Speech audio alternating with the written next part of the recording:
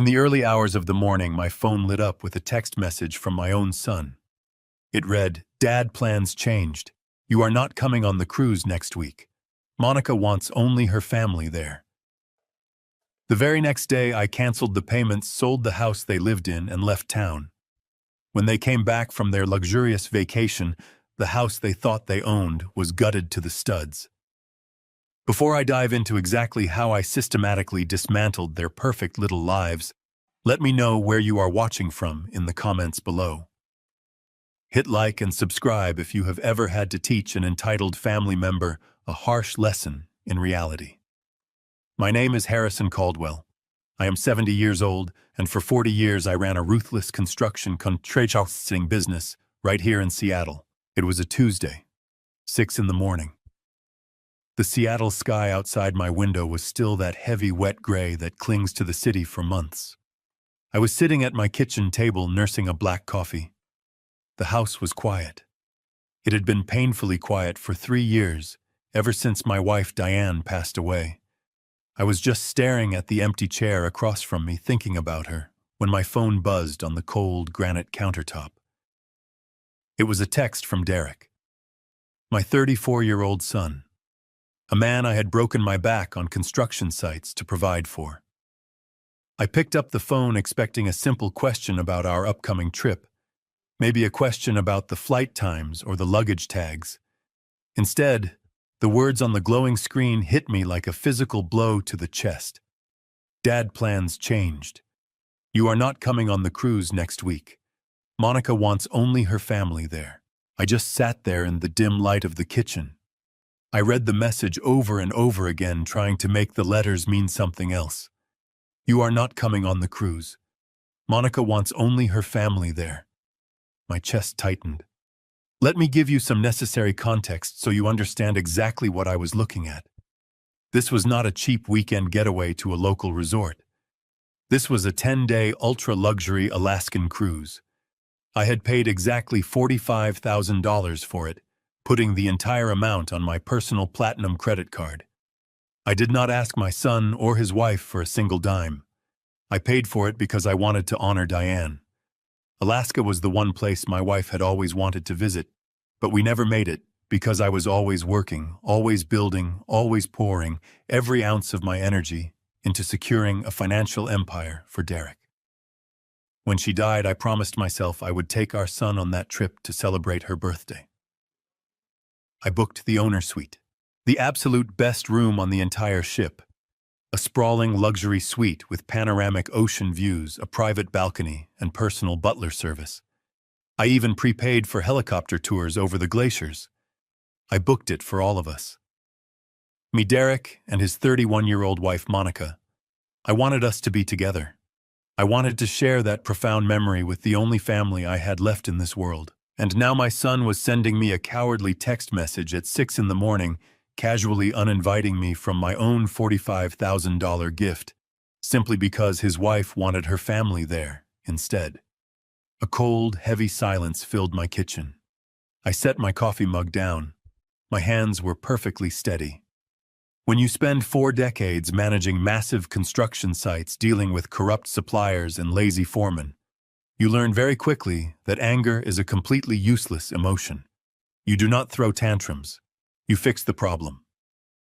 I tapped Derek's name on my screen and hit the call button. I held the phone to my ear, listening to the dialing tone. It rang once, twice, then the line went completely dead. He rejected my call. My own son, the boy I had carried on my shoulders, the man whose expensive college tuition I paid in full with cash, was too much of a coward to even speak to me. Derek had always been spineless. He had gladly traded his mother's tough love upbringing for Monica's manipulative absolute control over his life. I took a deep, stabilizing breath, steeling myself, and dialed the number a second time. This time someone picked up, but it was not Derek. "Hello, Harrison." It was Monica. Her voice was hushed, tightly controlled, and dripping with that fake, elegant politeness she always used when she was about to say something completely toxic. She did not call me Dad. She rarely did. I kept my voice perfectly level, hiding the storm brewing inside me. Put my son on the phone, Monica. She let out a small, dramatic sigh, clearly annoyed that I was pushing the issue. Derek is in the shower right now, Harrison, she said smoothly. And honestly, there is really nothing to discuss. He sent you the text. The plans have changed. I leaned back in my chair, staring at the bleak sky outside. Monica, I said slowly, choosing my words with absolute precision. That is a $45,000 trip. I booked the owner suite for us to celebrate Diane. You do not just change the plans and uninvite the person who paid for the entire ticket. I could hear her shifting on the other end of the line. I could hear the faint sound of running water in the background, proving Derek was hiding. Then, she delivered the words that completely shattered whatever fragile illusion of family we had left. Look, Harrison, she whispered, her tone hardening into something deeply condescending. My parents have never been on a luxury vacation in their entire lives. They really deserve this experience. Plus, my brother Bradley is coming too. Let us be honest here. Older people like you get sick at sea so easily. It is a huge liability. You would just be tired and complaining the whole time. My parents are in much better shape to actually enjoy the owner suite. I closed my eyes. The sheer audacity of this woman was staggering. She was hijacking my generous gift, my hard-earned money, and my deeply personal tribute to my dead wife to use as a private all-expenses, paid luxury vacation for her own parents and her deadbeat brother. People who had never contributed a single cent to her life, let alone ours. I stayed utterly silent on the line, letting her disrespectful words hang in the empty air. Monica took my calculated silence as a victory. She thought she had won. She thought she was dealing with a tired, lonely, clueless old man who would just roll over and accept the massive disrespect because he was desperate for family connection. We will make sure to buy you some nice souvenirs from the ports, Harrison. She added, her voice dripping with artificial pity. Just stay home. Relax. Enjoy the quiet time alone. We will see you when we get back. And before I could say a single word in response, she ended the call. The line went dead, leaving me alone in the dark kitchen. The line went dead, leaving me alone in the dark kitchen. I slowly pulled the phone away from my ear and set it down on the cold granite island. For a long minute, I simply stood there, listening to the faint hum of the refrigerator and the rhythmic ticking of the wall clock. The sting of Monica's voice still echoed loudly in my head. Older people like you get sick at sea so easily. You would just be tired and complaining the whole time. In a different life, maybe a different man would have screamed in anger. Maybe he would have violently thrown his coffee mug against the wall, called his son back repeatedly, and demanded a tearful explanation. But I did none of those things. When you spend 40 years running a commercial construction business in Seattle, you learn to process betrayal differently. You do not survive 4 decades of dealing with corrupt suppliers, corner-cutting foremen, and brutal contract negotiations by throwing a helpless tantrum. In my line of work, when a foundation cracks or a massive steel beam buckles under heavy pressure, you do not cry about it. You pull the blueprints, you inspect the structural integrity, and you systematically locate the rot. Then you tear it out with unforgiving precision. I calmly walked out of the kitchen, leaving my coffee untouched on the counter, and made my way down the hall to my private study. The wooden floorboards creaked softly beneath my feet, a highly familiar sound in a house that felt suddenly entirely too empty and incredibly cold. I sat down at my heavy mahogany desk, flipped open my laptop, and waited patiently for the screen to cast its pale blue glow across the quiet room. I needed to see the exact damage for myself.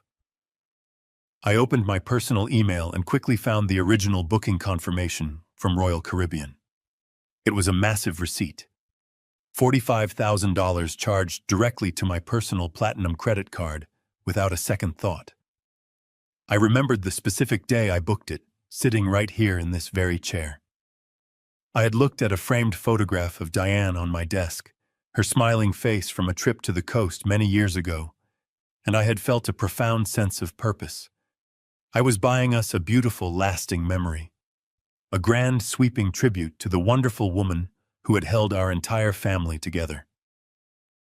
I had carefully selected the owner suite, the absolute crown jewel of the ship, because I truly wanted Derek to experience the kind of extravagant luxury I had worked my entire life to provide. I highlighted the long booking reference number, copied it to my clipboard, and navigated to the official cruise line passenger portal.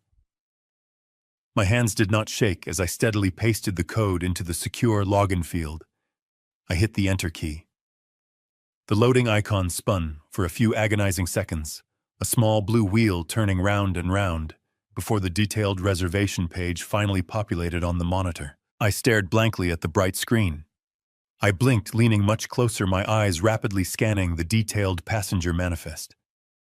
I scrolled down to the primary guest details section, fully expecting to see my name, Harrison Caldwell, listed prominently, first as the primary account holder and lead passenger. My name was completely gone. It was not moved down to a secondary cabin. It was not downgraded to a standard interior room. It was completely surgically erased from the entire digital system. In the exact space where my name absolutely should have been, boldly occupying the master bedroom of the massive owner suite, was the name Richard Sterling. Right below him was Margaret Sterling, Monica's parents. The very people who had spent the last 5 years making thinly veiled, highly arrogant comments about my blue-collar background, constantly judging the rough calluses on my hands at every single Thanksgiving dinner, were now the primary occupants of a $45,000 luxury suite I had personally paid for. My chest grew tight, a painfully cold knot of realization rapidly forming deep in my stomach, but I deliberately forced myself to keep scrolling.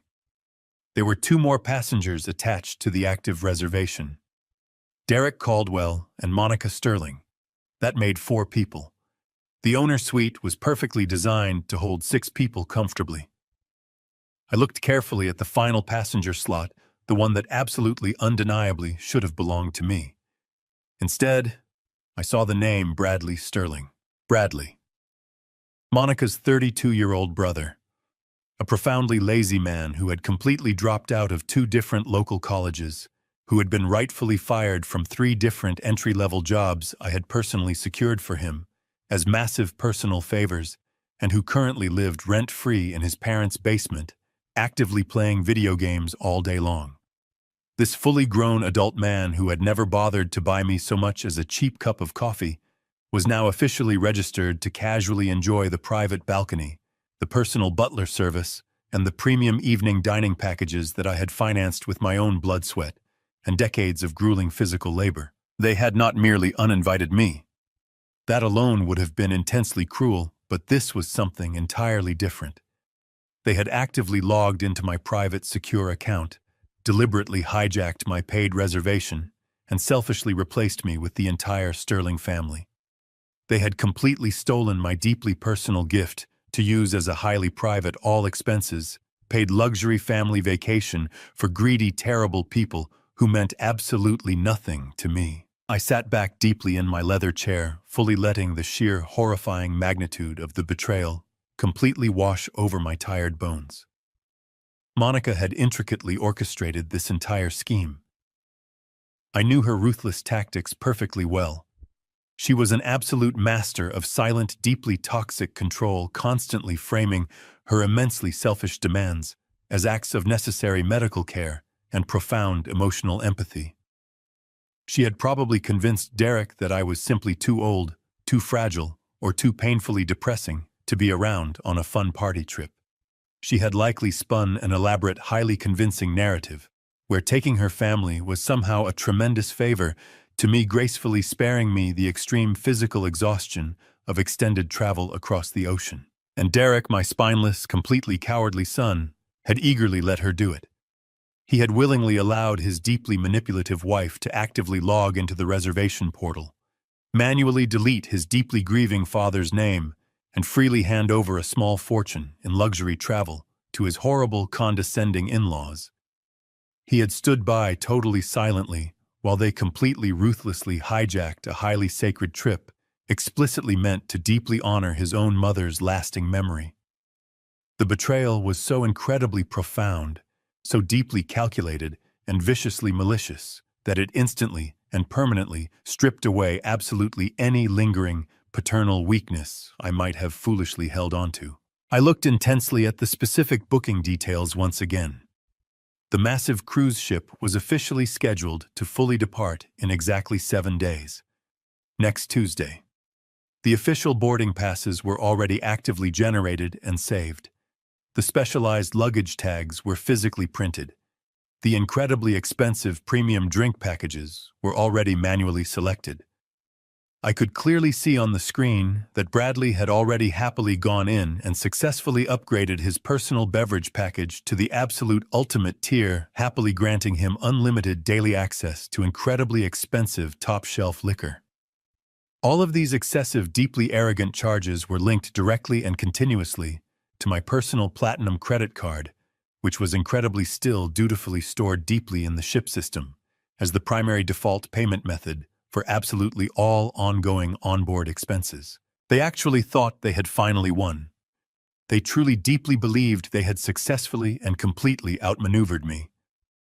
Monica had smugly sized me up and quickly foolishly decided I was just a highly tired, deeply broken old man who would quietly and obediently absorb the massive, horrible disrespect, who would obediently stay home and sadly accept her profoundly fake pity, simply because I was far too desperate for my son's eventual meager affection to ever cause a major messy scene.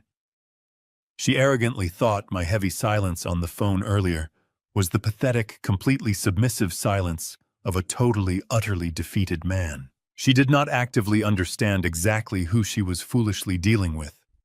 She did not logically understand that a seasoned man who spent 40 incredibly grueling years successfully dominating the highly brutal, entirely unforgiving world of commercial corporate contracting absolutely does not simply quietly surrender his hard-earned personal assets.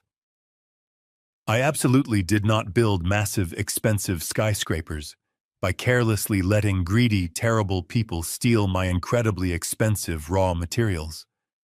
I positively did not successfully amass my large personal wealth by foolishly allowing lazy, deeply entitled parasites to quietly and constantly drain my private bank accounts without extremely serious, highly devastating consequences. I stared intensely at the glowing screen, quietly tracing the arrogant names of the entire Sterling family with my small digital cursor.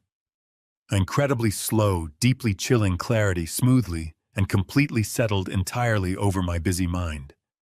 The profound sadness was entirely gone now, completely instantly evaporated smoothly into the cold morning air. In its absolute place was a highly sharp, intensely focused, heavily tactical, purely destructive energy. I deliberately reached for the yellow legal notepad I constantly kept perfectly centered, firmly on my wooden desk, quietly clicking my heavy metal pen. I actively started writing down a highly detailed, extremely precise list. I absolutely did not quickly cancel the extremely expensive cruise tickets right then. That exact move would have been entirely too simple, far too incredibly easy.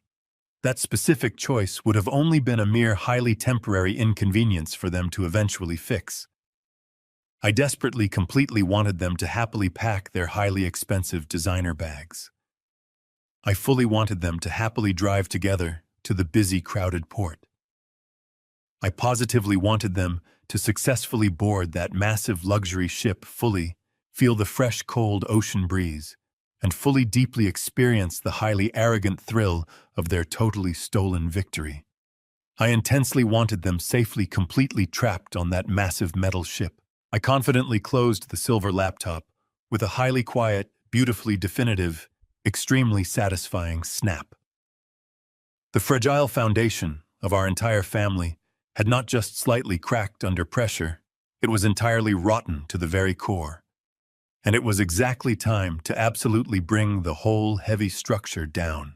My smartphone vibrated against the hard granite surface of the kitchen island, breaking the heavy silence of the early morning. I looked down at the bright screen. The caller identification displayed Derek's name in bold black letters. It had been exactly 22 minutes since Monica had abruptly hung up on me. 22 minutes of absolute silence while my son presumably gathered the tiny fraction of courage required to finally face his own father. I let the phone vibrate 3 separate times. I wanted him to sweat. I wanted him to sit in the uncomfortable tension of his own cowardly actions before I granted him an audience. On the 4th long ring, I reached out and slowly swiped the green icon to accept the call. I brought the device to my ear and simply breathed, waiting for him to speak first. I did not offer a warm greeting. I just let the empty dead air press heavily against his guilty conscience. "Dad, are you there?" Derek's voice came through the small speaker. It was noticeably shaky, thin, and stretched incredibly tight with nervous anxiety. "Yes, Derek, I am here," I replied. My voice was completely flat, entirely devoid of any warm parental affection. It was the exact same tone of voice I used to use when dealing with a highly dishonest concrete supplier who thought he could safely cut corners on a massive commercial building project. I heard my son swallow hard over the line. "Listen, Dad." He started immediately stammering over his own carefully rehearsed words. "I am really sorry about how all of this is suddenly coming out." Monica did not mean to sound harsh on the phone earlier. It is just that we are dealing with a highly sensitive, very complicated medical situation right now. I remained completely silent, forcing him to desperately fill the uncomfortable void. Monica has been struggling with severe clinical depression for the last few months. Derek continued, his voice dropping into a hushed, dramatically serious whisper. Her licensed therapist strongly suggested that she desperately needs a completely stress-free, entirely supportive emotional environment to properly heal. The medical professional specifically recommended that she spend some quality, uninterrupted healing time with just her immediate family. Her parents and her brother know exactly how to manage her delicate emotional triggers. I listened to this pathetic, meticulously constructed lie, absolutely pouring out of my 34-year-old son's mouth. The sheer level of sophisticated manipulation was genuinely staggering.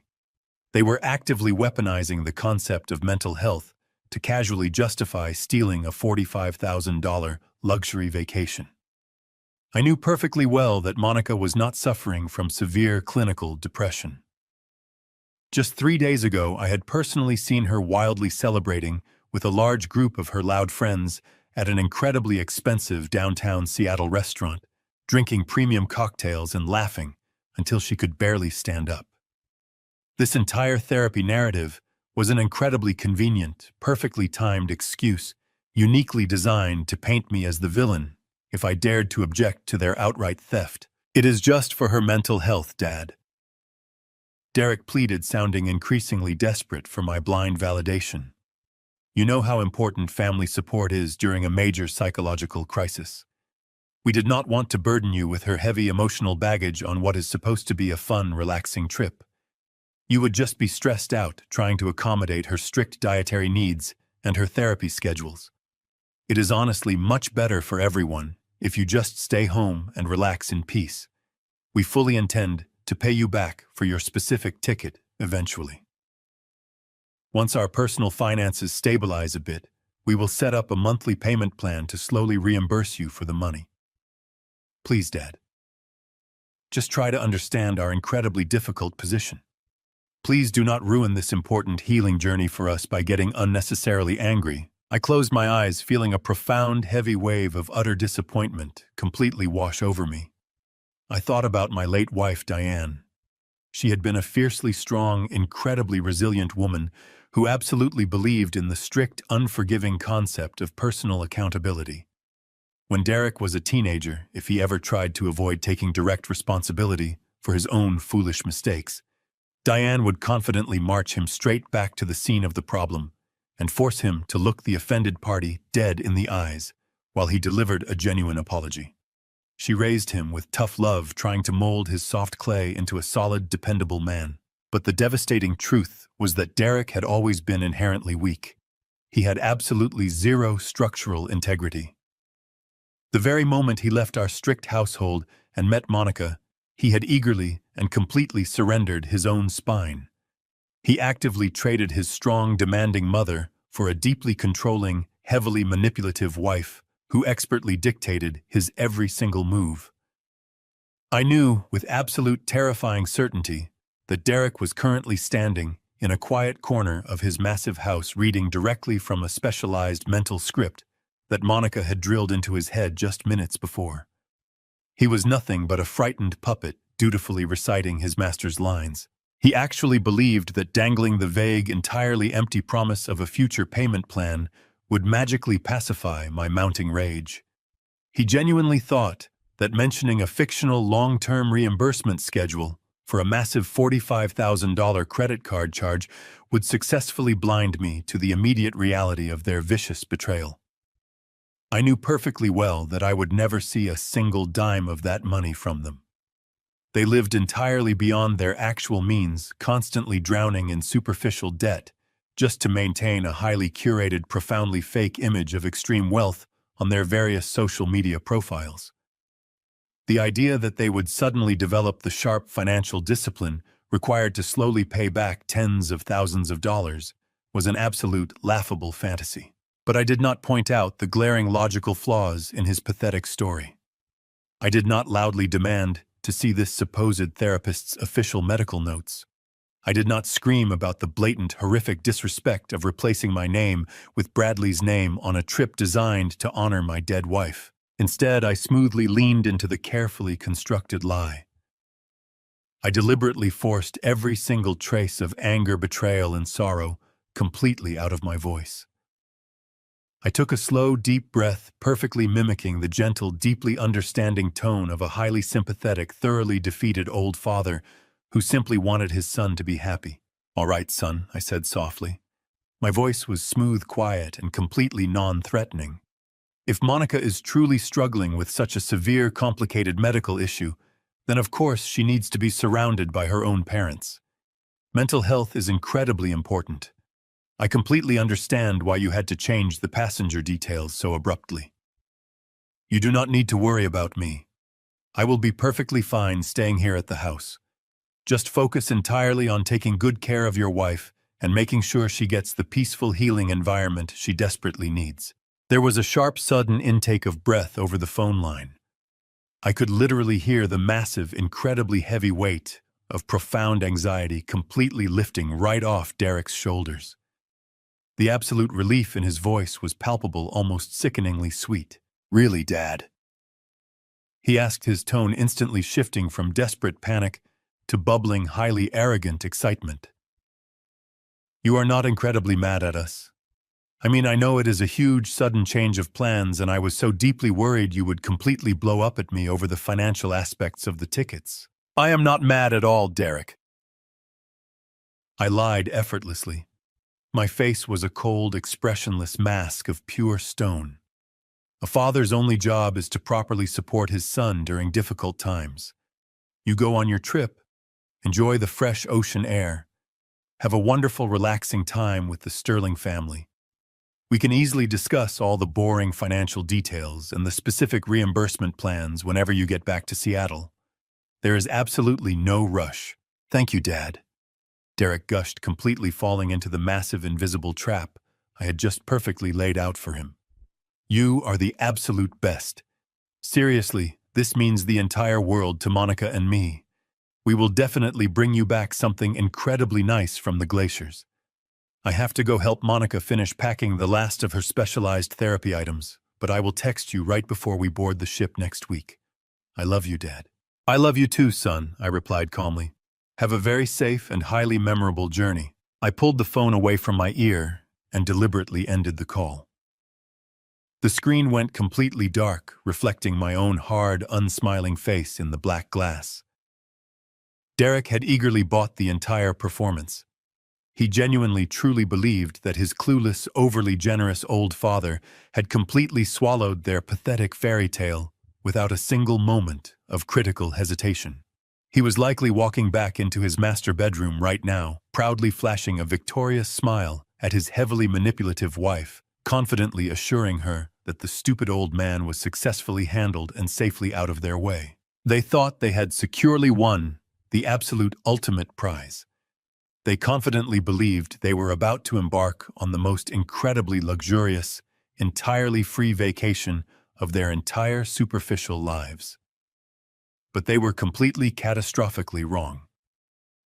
The real war had not even officially begun yet, and my deeply arrogant son had absolutely no idea that he had just casually handed me the exact tactical ammunition I desperately needed to thoroughly, systematically destroy his perfectly curated, profoundly fake life. I sat in the absolute silence of my study, slowly steepling my fingers together, entirely ready to initiate the next devastating phase of my response. I sat in the absolute silence of my study, slowly steepling my fingers together, entirely ready to initiate the next devastating phase of my response. The heavy mahogany clock on the wall ticked steadily, marking the slow passage of time. Suddenly, the quiet atmosphere was shattered by a sharp, vibrating buzz from the smartphone resting on my desk. The screen illuminated the dim room with a harsh white light. I leaned forward and picked up the device, fully expecting another text message from Derek, perhaps a hollow apology, or another carefully crafted lie to ensure I was completely pacified. Instead, the notification banner displayed the bright blue logo of my primary financial institution. It was an automated security alert. My brow furrowed in mild confusion. I swiped the screen to unlock the phone and opened the secure banking application. The alert was directly tied to a specific checking account, one that I rarely monitored because it was explicitly meant to remain completely dormant. It was a joint emergency checking account that I officially shared with Derek. This account was a deeply sentimental relic from a completely different era of our lives. Many years ago, when Derek first moved out of our family house to attend college, my late wife Diane had firmly insisted that we establish a shared financial safety net for him. Diane was an incredibly loving mother, but she was also exceptionally practical and fiercely protective. She wanted to ensure that if our only son ever found himself in a genuine crisis, a sudden medical emergency, a major car breakdown, or a catastrophic living situation, he would have immediate, unquestioned access to liquid funds without having to wait for banking hours or cross-country wire transfers. I had initially argued against the idea, firmly believing that a young man needed to learn how to actively manage his own financial hardships to build real character. But Diane had looked at me with those piercing, uncompromising eyes and quietly demanded that we provide him with a silent, permanent pillar of financial security. I dutifully deposited a very generous sum of cash into that specific account and effectively forgot about it. Over the passing decades, even after Derek successfully graduated, found a lucrative corporate career, and eventually married Monica, I never bothered to officially close the account or remove his name from the authorized user list. I simply kept a substantial cushion of liquid cash resting in the vault, quietly honoring my sacred promise to Diane to always provide a safe harbor for our child. For years, the balance had remained entirely untouched. Derek clearly knew the strict rules of the arrangement. The money was exclusively reserved for absolute life-altering emergencies. I slowly tapped the push notification, prompting the mobile banking application to instantly load the detailed transaction history for the joint emergency account. The digital screen refreshed, and my eyes locked onto the bold black numbers proudly displayed at the very top of the ledger. My heart skipped a remarkably heavy beat. The total available balance had been drastically and completely reduced. I frantically scrolled down to the recent activity section, my vision rapidly narrowing on the most recent line items. There, glowing with stark digital clarity, were 3 back-to-back cash withdrawals. Each individual withdrawal was for the exact same incredibly specific numerical amount, $9,900. I stared intensely at the bright screen, letting the cold mathematical reality completely wash over my racing mind. 3 consecutive transactions of $9,900 flawlessly executed within mere minutes of each other, efficiently pulling a massive total of $29,700 of raw untraceable cash directly out of my private emergency reserves. The warm blood in my veins instantly turned to absolute ice. As a hardened man who spent 40 grueling years actively managing highly complex commercial construction budgets, aggressively dealing with massive union payrolls, and skillfully navigating strict corporate banking regulations, I knew exactly what that highly specific number meant. You absolutely do not withdraw exactly $9,900 from a bank by mere coincidence. In the United States financial system, any single cash transaction of $10,000 or more automatically triggers a mandatory currency transaction report directly to the federal government. It is a strictly enforced legal requirement specifically designed to aggressively monitor and routinely prevent illicit financial activities and criminal money laundering.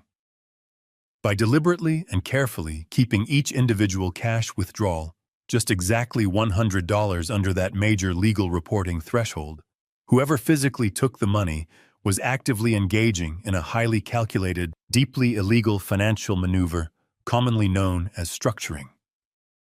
They were intentionally, maliciously bypassing sophisticated federal monitoring systems. They desperately wanted to pull a massive, life-changing amount of liquid cash completely out of the banking system without ever generating any official corporate banking flags or prompting any automated security phone calls to the primary account holder. They were not simply stealing my expensive luxury vacation to Alaska. They were actively, systematically draining my liquid financial assets, while simultaneously feeding me a pathetic, entirely fictional, emotional sob story about Monica supposedly suffering from severe clinical depression. The profound sheer audacity of their multi-layered criminal deception was physically sickening. Derek had literally just spent 10 long minutes on the telephone, practically begging for my deepest paternal sympathy, emotionally describing his wife as a fragile, deeply troubled woman who desperately needed a peaceful family retreat to simply function in society. All the while, they had already brilliantly orchestrated a highly illegal, heavily calculated extraction of nearly $30,000 in completely untraceable cash. I placed the phone down on the wooden desk, my breathing perfectly even, but my mind operating at a terrifying, hypervigilant speed. Why would a married couple living in a beautiful, extremely expensive Bellevue mansion ever desperately need $30,000 in raw physical cash? You absolutely do not use unrecorded stacks of $100 bills to pay for normal, legitimate household expenses, like utility bills, premium groceries, or luxury car insurance. You do not need carefully structured physical currency to comfortably enjoy a paid luxury cruise vacation where absolutely every single premium amenity is neatly linked to a digital cabin card. Untraceable cash is exclusively gathered and utilized for only one specific purpose. It is purposely used to secretly pay for highly illicit goods or incredibly shady under-the-table services that cannot ever legally leave a permanent paper trail. My son was not just a weak, pathetic coward who had allowed his terrible wife to casually disrespect his grieving father. He was now an active, incredibly brazen participant in a major financial conspiracy aimed directly at my personal wealth. The intricate pieces of the dark puzzle were finally clicking together with devastating clarity. The sudden cancellation of my cruise ticket, the inclusion of Monica's highly questionable family, the deeply manipulative, thoroughly rehearsed phone call, and now the massive, highly illegal structuring of cash withdrawals from an account they genuinely thought I was entirely too old and completely too oblivious to actively monitor. They had truly crossed the point of no return. I absolutely had to uncover exactly why. I closed the banking application on my phone and pushed my leather chair back from the mahogany desk. The quiet morning air in my study felt suddenly heavy, thick, with the undeniable reality of my son's deceit. $30,000 in structured cash withdrawals was not a simple misunderstanding. It was a massive, deliberate maneuver to bypass federal banking security executed by someone who desperately needed untraceable funds. I needed to see Derek face to face. I needed to look him directly in the eyes and see the truth for myself. I stood up, grabbed my heavy wool coat from the hallway closet, and walked out the front door into the crisp, gray Seattle morning. I climbed into my truck and started the engine. The drive from my quiet neighborhood to the upscale suburbs of Bellevue usually took about 30 minutes across the floating bridge, but today, the journey felt like an eternity. The rhythmic thumping of the tires over the concrete expansion joints matched the furious beating of my heart. As I navigated the winding tree-lined streets of Bellevue, the modest homes gradually gave way to sprawling multi-million-dollar estates. The neighborhood was an exclusive enclave of manicured lawns, pristine private driveways, and towering evergreens. It was a place designed for profound comfort and absolute security. I turned the steering wheel and slowly approached the specific cul-de-sac where Derek and Monica lived. I did not pull directly into their expansive driveway. My gut instinct, honed by decades of dealing with highly deceitful contractors and hostile business negotiations, warned me to remain completely unseen. I drove past their property, parked my truck discreetly 2 full blocks away, and turned off the ignition. I sat in the silent cabin for a moment, simply staring at my calloused hands resting on the steering wheel. I stepped out of the vehicle and began the short walk down the pristine sidewalk. The cold morning air bit at my face, but I barely felt it. My mind was entirely focused on the massive structure standing at the end of the street. It was a stunning, modern architectural masterpiece valued at $2.2 million. I knew the exact appraisal value because I was the one who had purchased the property. When Derek and Monica were first married, they had endlessly complained about the soaring cost of living and their inability to afford a decent home in a safe neighborhood. I wanted to give my only son the ultimate head start in life, a solid foundation that I had to fight tooth and nail to build for myself. I had bought the Bellevue estate entirely in cash. I did not want them burdened by a suffocating 30-year mortgage or crippled by fluctuating interest rates. However, my veteran business sense had prevailed over pure parental emotion. I legally placed the entire property into a strict revocable living trust. I retained ultimate control of the deed, but I allowed them to live there completely rent-free. I even paid the exorbitant annual property taxes and the hefty homeowners association fees out of my own pocket. I provided them with a flawless, luxurious existence totally free of any housing expenses. All they had to do was maintain the property and build their lives. And now they were using the absolute financial freedom I provided to systematically steal from me. As I approached the edge of their manicured property line, I stayed close to the tall privacy hedges, deliberately avoiding the sweeping line of sight of their front door smart camera. The sheer audacity of their deception tasted like bitter ash in my mouth. I slipped quietly through the side gate, my boots making virtually no sound on the damp paving stones. I bypassed the grand front entrance and made my way to the discreet side door that led directly into the spacious 3-car garage. I reached into my coat pocket and pulled out my heavy brass keyring. I smoothly selected the silver master key, a spare I had explicitly kept for major maintenance emergencies. I slid the key into the deadbolt. With a slow, highly practiced motion, I turned the lock. The well-oiled mechanism clicked open with barely a whisper. I gently pushed the heavy fireproof door open and stepped inside the cavernous garage.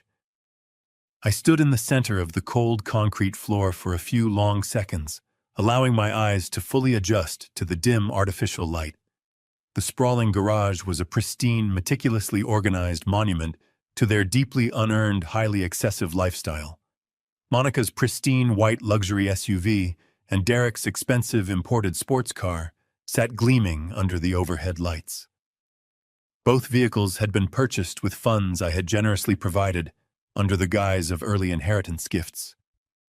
I remembered writing the massive checks for those luxury vehicles, falsely believing I was genuinely helping them securely establish a completely stable life. Now those cars looked like pure trophies of theft. The air inside smelled faintly of expensive leather interior polish and premium motor oil. I closed the side door behind me, ensuring the latch caught silently. The house above me was not empty. Even through the thick, insulated ceiling of the garage, I could clearly hear the distinct, muffled sounds of active movement. footsteps pacing rapidly across the hardwood floors, the sharp, heavy thud of large objects being dropped, and voices. I heard their voices echoing faintly through the ventilation ducts. I moved slowly toward the interior utility stairs, a narrow secondary staircase that led directly up to the back hallway near the sprawling master suite. I placed my hand on the wooden railing and began to climb.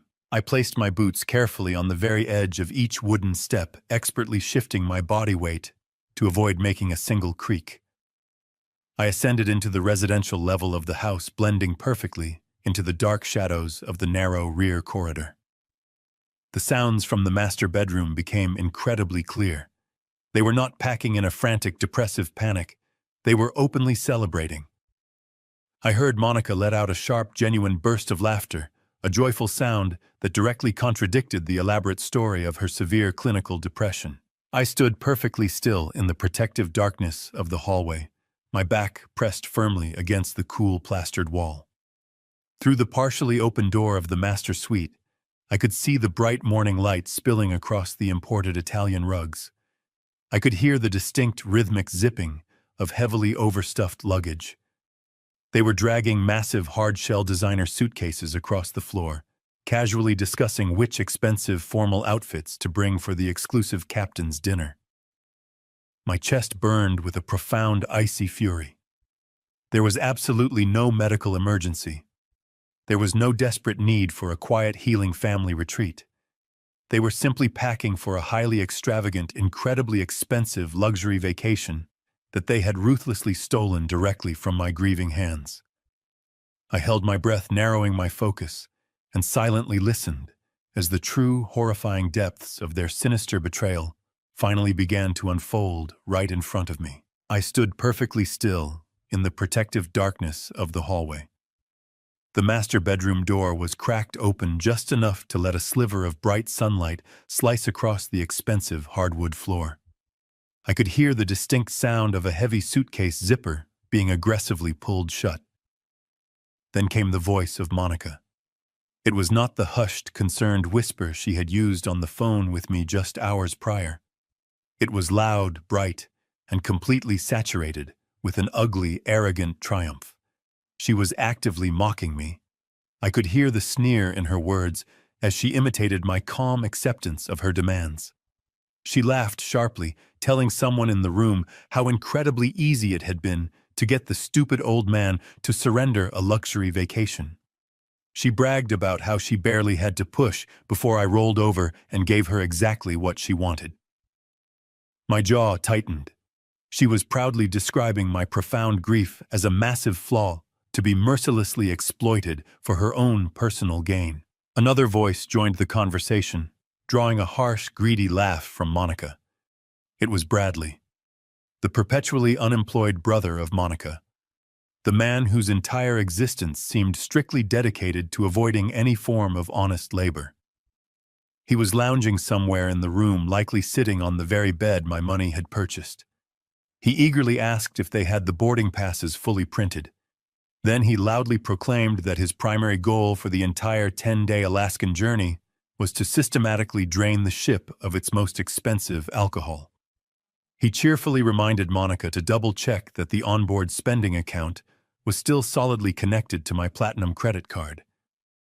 He vividly described the premium bourbon and the highly exclusive champagne he planned to order every single night, joking that he would drink enough to put me in a shallow financial grave.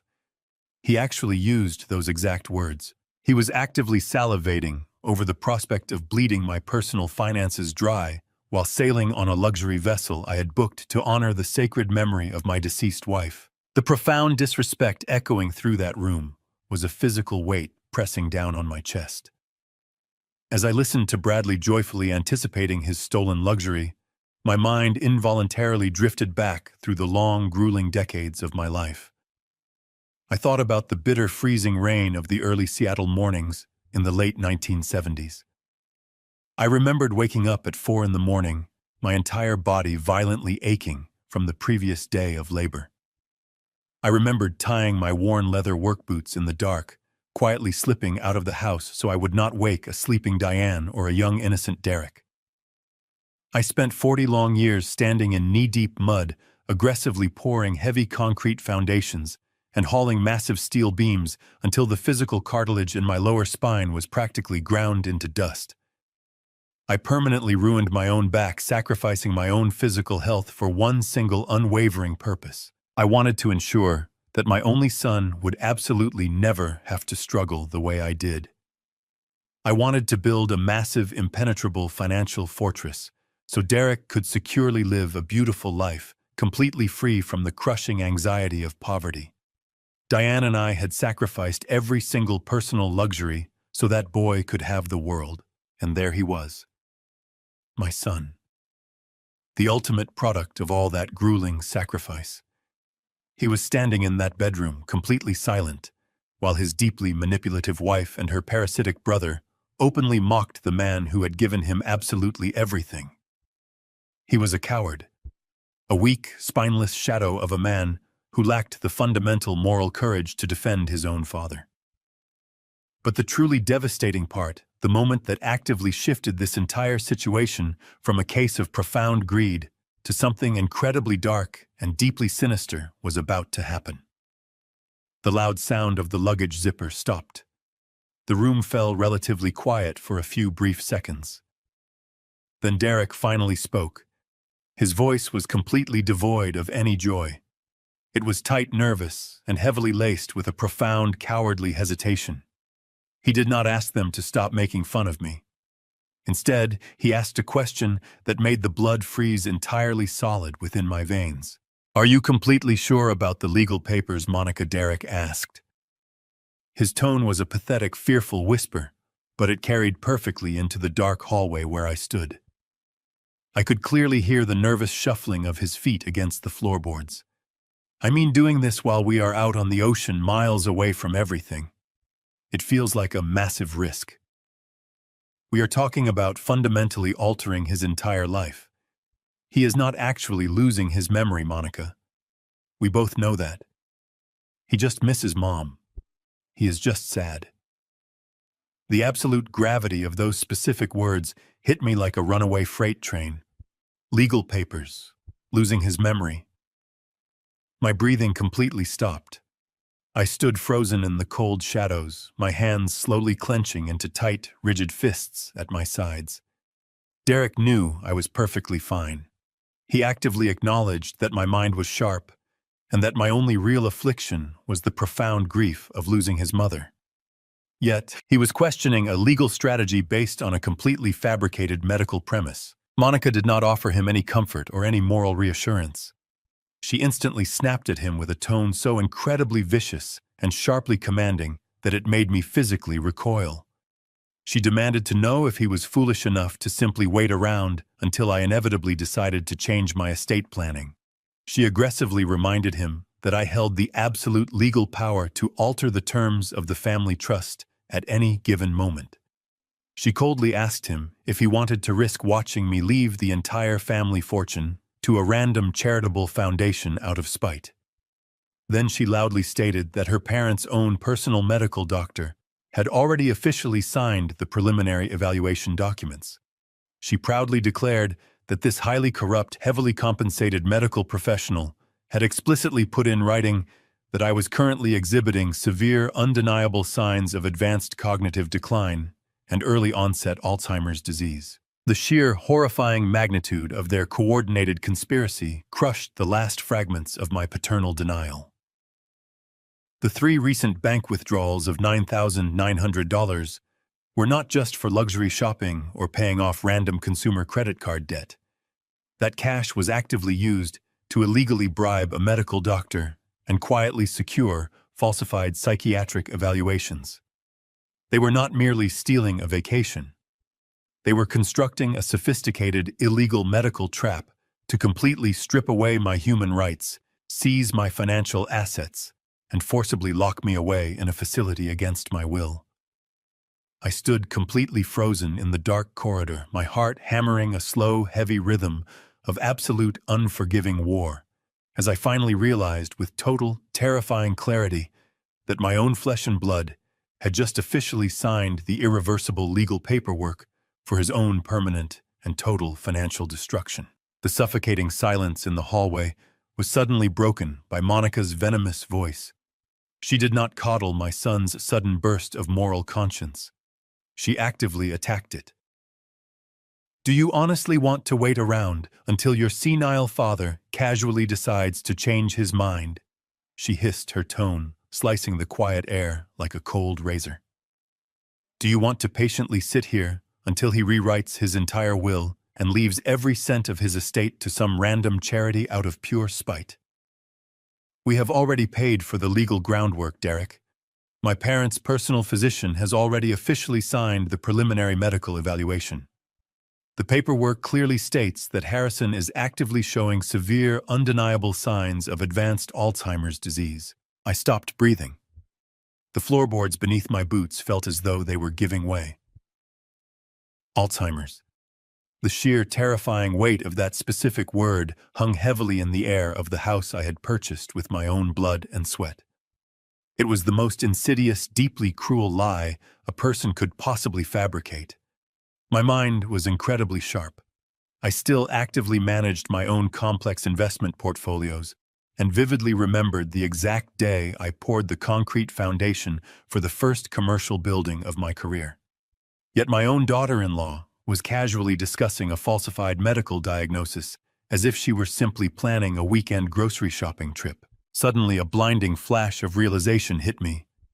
The banking alerts from earlier this morning. The 3 consecutive cash withdrawals of exactly $9,900 from our joint emergency checking account. I had initially suspected they were simply using the structured, untraceable cash to secretly purchase luxury goods or pay off hidden consumer debts. But the dark truth was exponentially worse.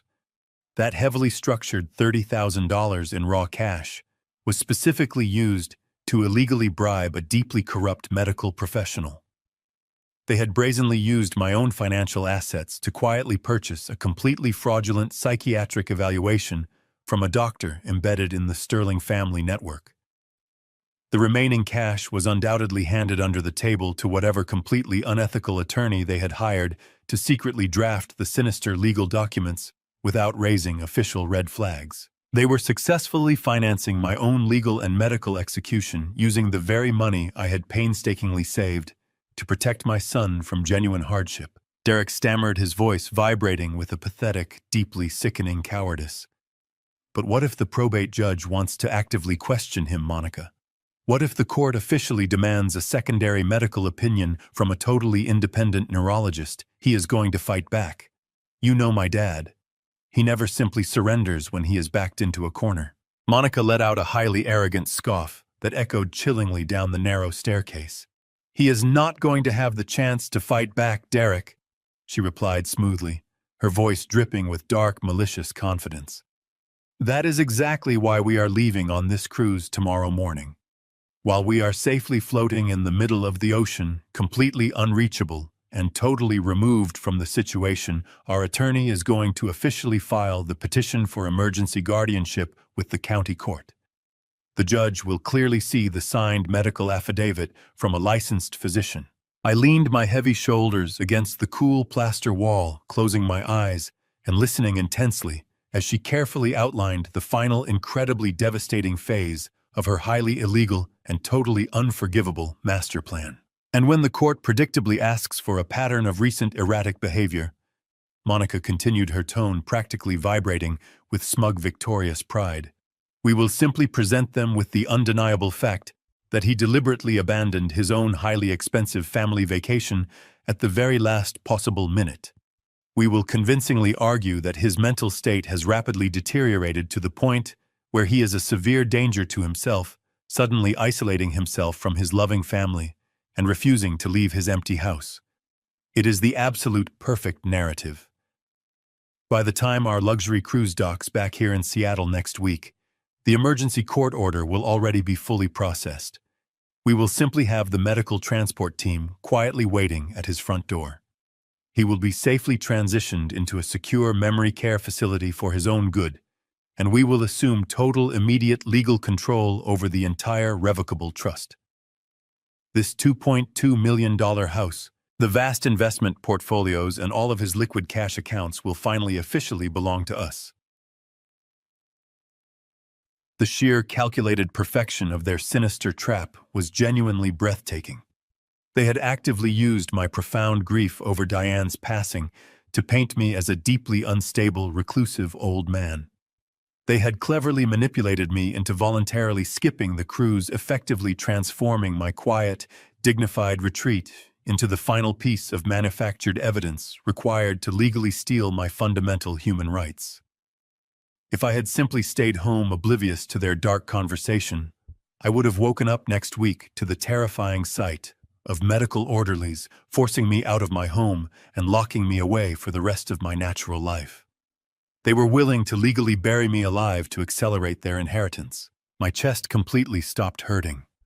The profound, suffocating sorrow that had heavily weighed down my tired heart since I first read Derek's text message at 6 in the morning completely evaporated into thin air. There was absolutely no trace of paternal love left inside my body. The man standing in that master bedroom was no longer my son. He was a dangerous, heavily compromised liability. He was an active, willing participant in a highly sophisticated, deeply malicious conspiracy, specifically designed to completely strip away my freedom, my dignity, and my hard-earned legacy. I simply did not need to ever hear another single word from them. I silently pushed myself away from the hallway wall, ensuring that the heavy fabric of my winter coat did not brush against the wooden doorframe.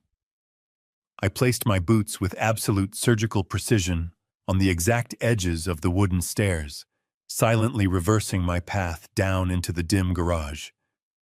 My breathing was incredibly slow, remarkably deep, and entirely controlled. I felt a sudden, massive surge of cold, highly focused energy completely flood my veins. It was the exact same intensely familiar feeling I used to get when I stepped onto a highly chaotic, heavily delayed commercial construction site and realized I had to ruthlessly fire the entire management crew and actively rebuild the failing structure from the absolute bare ground up. I slowly and silently slipped out the side door of the garage, feeling the cold morning wind immediately hit my face. I walked the 2 long blocks back to my parked truck, my strides incredibly long and completely purposeful. I quickly climbed into the driver's seat and firmly gripped the heavy leather steering wheel. The time for any silent, crippling grief was entirely over. They had officially declared war, and I was going to deliver a financial and legal slaughter so profoundly devastating that their precious sterling family name would be permanently ruined. The drive back across the Interstate 90 floating bridge was a blur of gray concrete and driving rain. The heavy tires of my truck hummed a steady, monotonous rhythm against the wet asphalt, perfectly matching the cold, mechanical processing of my own thoughts. I did not drive back to my empty, silent house. I drove directly into the dense, towering heart of downtown Seattle. The towering glass and steel skyscrapers loomed overhead like massive, unforgiving sentinels as I navigated the slick, crowded streets. I pulled my truck into the subterranean parking garage of a sleek, high-rise office building, cut the engine, and took one final, incredibly deep breath. The raw, visceral sting of absolute betrayal had completely subsided, replaced entirely by a profound, terrifying clarity. I was no longer a grieving widower, and I was no longer a forgiving father. I was a man actively fighting for his own fundamental survival. I stepped out of the elevator on the 42nd floor and walked purposefully through the heavy glass doors of Reed Sterling and Vance, one of the most ruthless and highly respected corporate law firms in the entire Pacific Northwest. The receptionist, a sharply dressed young woman who had known me for over a decade, immediately recognized the hard, unyielding expression on my face. She did not bother asking if I had a scheduled appointment.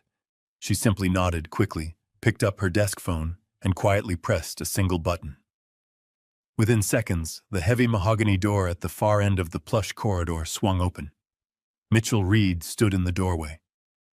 Mitchell was a 68-year-old legal shark, a man whose tailored Italian suits barely concealed the predatory instincts of a highly aggressive courtroom brawler.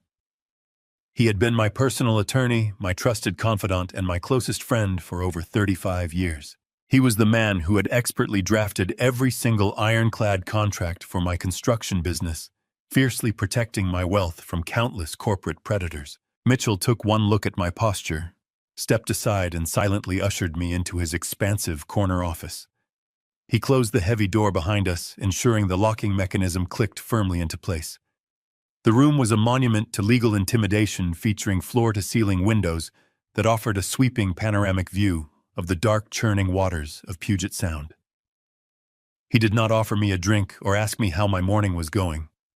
He walked directly over to his massive oak desk, sat down in his high-backed leather chair, and fixed his piercing gray eyes directly on me. "You have that exact same look on your face that you had 20 years ago when you ruthlessly fired your entire executive board," Mitchell said, his voice a low, gravelly rumble. "Tell me exactly who we are legally destroying today." I sat down in the leather chair opposite him. I did not waste time with emotional preludes or long, drawn-out explanations. I gave him the pure, unvarnished facts. I told him about the early morning text message from Derek canceling the cruise. I told him about the 3 consecutive bank withdrawals of exactly $9,900, carefully pulled from the emergency joint checking account. And finally, I told him about my silent trip to the Bellevue mansion. I repeated word for absolute word the horrifying conversation I had actively eavesdropped on between Monica and my son. I described their calculated plan to illegally purchase a fraudulent medical diagnosis of advanced Alzheimer's disease. I detailed their exact timeline to legally declare me totally incompetent and forcibly lock me away in a secure medical facility while they safely enjoyed a luxury vacation purchased with my own platinum credit card. Mitchell did not interrupt me once. He sat perfectly still, his hands steepled tightly together, his expression growing darker and significantly more dangerous with every single sentence I delivered. When I finally finished, a heavy, suffocating silence filled the expansive office. Mitchell slowly lowered his hands and let out a long, highly controlled breath. "I warned you about this, Harrison," he said, his tone devoid of any judgment, heavily laced instead with a cold, terrifying professional fury. 7 years ago, when you insisted on buying that incredibly expensive Bellevue property in cash and placing it into a revocable living trust for Derek to actively use, I explicitly warned you. I sat in this exact same chair, and I told you that putting massive unrestricted assets into the hands of a weak young man with a highly manipulative wife was a recipe for absolute financial disaster. I told you they would eventually view your extraordinary generosity as a permanent weakness. "You were absolutely right, Mitchell," I replied evenly, not breaking eye contact. I foolishly let my profound grief over Diane blind my rational judgment. I desperately wanted to provide him with a beautiful, stress-free life. But I am not here to discuss my past parental failures. I am here because my own son and his terrible wife are actively trying to legally bury me alive. I need to know exactly how far along they are in this process. I need to know the specific mechanics of the execution they have planned for me. Mitchell did not say another word. He immediately swiveled his heavy leather chair toward his multi-monitor computer setup. His fingers flew across the mechanical keyboard with practiced, aggressive speed. As a highly senior partner in a massive law firm, Mitchell possessed specialized high-level access to the secure digital dockets of the county superior court system. He bypassed the public portals and dug directly into the restricted back-end filing networks, where local attorneys digitally queue up their forthcoming legal petitions before they are officially stamped by a sitting judge. The soft, rapid clicking of his keyboard was the only sound in the tense room for several agonizing minutes. I watched his eyes rapidly scan the dense lines of legal code flashing across his bright monitors. Suddenly, his fingers stopped moving. His jaw tightened significantly, and a dark, dangerous shadow passed entirely over his face. He reached out, grabbed his mouse, and clicked a single file. He slowly turned the large monitor around, so it directly faced me. The bright screen illuminated the dark room, casting a pale light over the mahogany desk. I leaned forward, my eyes locking onto the stark, highly formal legal header clearly displayed at the very top of the digital document. It was an official petition for emergency guardianship and declaration of complete incapacity. The primary petitioner listed was Derek Caldwell. The targeted respondent was Harrison Caldwell. Mitchell pointed a sharp finger at the screen, his voice tight with barely suppressed anger. They did not just talk about it, Harrison. They actually paid a highly corrupt, completely unethical lawyer to draft the entire execution order. It is fully weaponized and actively sitting in the secure digital queue. Look at the attached exhibits. They have already uploaded a preliminary medical affidavit heavily implying severe advanced cognitive decline, intentionally signed by a physician completely outside of your normal medical network. They have documented your recent grief-induced isolation as undeniable proof of profound mental instability. And look at the scheduled filing date. He tapped the bottom of the screen. Next Tuesday. Exactly 48 hours after their massive luxury cruise ship officially sails completely out of international communication range. I stared at the glowing document, reading the cold, deeply clinical language designed to systematically strip away my basic human rights, seize my entire financial legacy, and forcibly erase me from the civilized world. They were going to quietly submit this massive, irreversible legal bomb to a sympathetic probate judge, while they were safely drinking premium champagne on a private ocean balcony I had personally paid for. They expected to return to Seattle, step off the ship, and casually inherit my vast fortune while I wasted away in a locked, sterile room. Mitchell turned the monitor back around and looked at me, his eyes burning with a fierce, protective fire. They have officially loaded the gun, Harrison, and they have actively pointed it directly at your head. If we do not completely dismantle this right now, you will absolutely lose your freedom before the week is over. They think they are dealing with a helpless old man. I slowly stood up from the leather chair, buttoning my heavy wool coat. I looked out the massive window at the dark, churning waters of the Sound. I felt absolutely nothing for the boy I had raised. The betrayal was complete, absolute, and utterly unforgivable. I turned back to my old friend, my voice a cold, chilling whisper of pure destruction. They are not dealing with a helpless old man, Mitchell.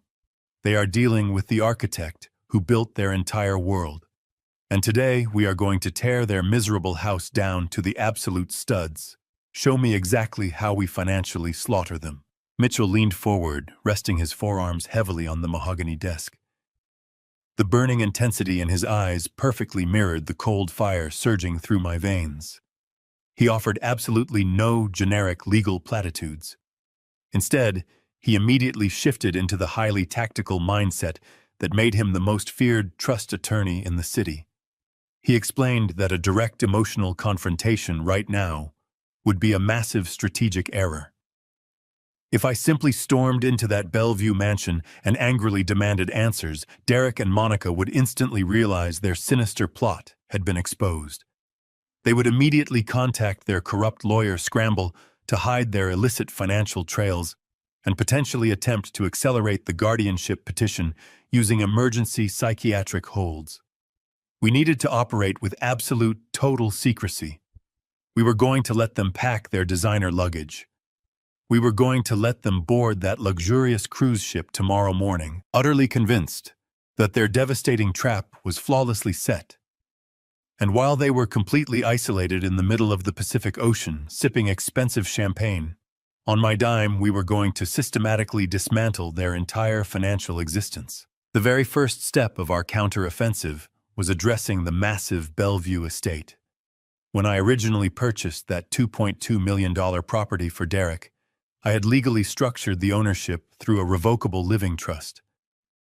At the time, Derek and Monica had been mildly annoyed by the complex legal arrangement, foolishly assuming it was just a tedious administrative hurdle. They completely failed to comprehend the profound, absolute power that specific legal designation granted me. As the sole creator and primary grantor of a revocable trust, I held the absolute unquestionable authority to alter, amend, or completely dissolve the entire legal entity at any given moment. I did not need Derek's signature. I did not need Monica's permission. I did not even have a legal obligation to inform them that the status of their primary residence was being permanently altered. The house was essentially a very expensive, highly conditional gift that I could revoke the second they proved themselves unworthy. And they had just proven themselves to be actively dangerous. Mitchell pulled a thick stack of legal paper from his drawer and slid a gold pen across the wooden surface. He began rapidly drafting a formal notice of trust revocation. His sharp mind easily navigated the complex terminology required to immediately sever the property from the trust. The document explicitly stated that the original trust agreement was now officially null and void. The entire $2.2 million Bellevue property, along with all associated physical assets and underlying equity, was immediately reverting back to my sole individual name. I picked up the heavy gold pen and stared at the crisp white paper. For a brief fleeting second, the faint ghost of a memory crossed my mind. I remembered holding a much younger Derek on my shoulders, proudly showing him the freshly poured concrete foundation of his very first childhood home. But that innocent boy was entirely gone, completely replaced by a treacherous stranger who had actively conspired to lock me in a medical prison. I gripped the pen firmly and signed my full legal name with heavy, deliberate strokes. Mitchell immediately took the document, placed his official notary stamp on the bottom of the page, and pressed down with a loud final click. He quickly handed the paperwork to his senior paralegal, a stern, highly efficient woman who had silently entered the office. He explicitly instructed her to personally walk the documents down to the county recorder's office and file them before the afternoon deadline. With that single legally binding signature, Derek and Monica were officially stripped of their most valuable asset. They no longer resided in a luxurious, multi-million-dollar family estate. They were now simply unauthorized occupants living in a house entirely owned by the man they were actively plotting to destroy. The financial slaughter was just beginning. We immediately moved on to the second phase of our counteroffensive, the joint emergency checking account. The very same account they had maliciously used to structure those highly illegal $30,000 cash withdrawals. I reached into my coat pocket, pulled out my smartphone, and placed it flat on the desk between us. I opened my secure mobile banking application and quickly navigated to the specific emergency ledger. The digital screen displayed a remaining available balance of just over $400,000. It was a massive sum of liquid cash that Diane and I had painstakingly accumulated over decades of hard physical labor. It was money meant to protect our family from genuine tragedies, not finance a corrupt medical conspiracy. Mitchell pulled his chair closer, his eyes fixed intently on the glowing digital screen. As my official legal counsel, he needed to physically witness the entire financial transaction to ensure there were absolutely no future claims of improper asset mismanagement. I tapped the transfer icon. I selected the joint emergency account as the primary source of the funds. Then I selected a completely private, deeply secure, solo account that I had maintained entirely separate from the family trust. I carefully typed the exact numerical value into the transfer window, every single penny. I did not leave them a single dollar for a rainy day. I did not leave them a single dime to cover their extravagant monthly utility bills or their premium automobile insurance premiums. I paused for one final second, my finger hovering directly over the bright green confirmation button. I visualized Monica laughing in that sunlit bedroom, openly mocking my grief. I pictured the corrupt doctor signing a fraudulent medical document designed to legally erase my freedom. And I pictured Derek, my own flesh and blood, cowardly validating the entire sinister operation. I pressed the button. The digital screen instantly refreshed.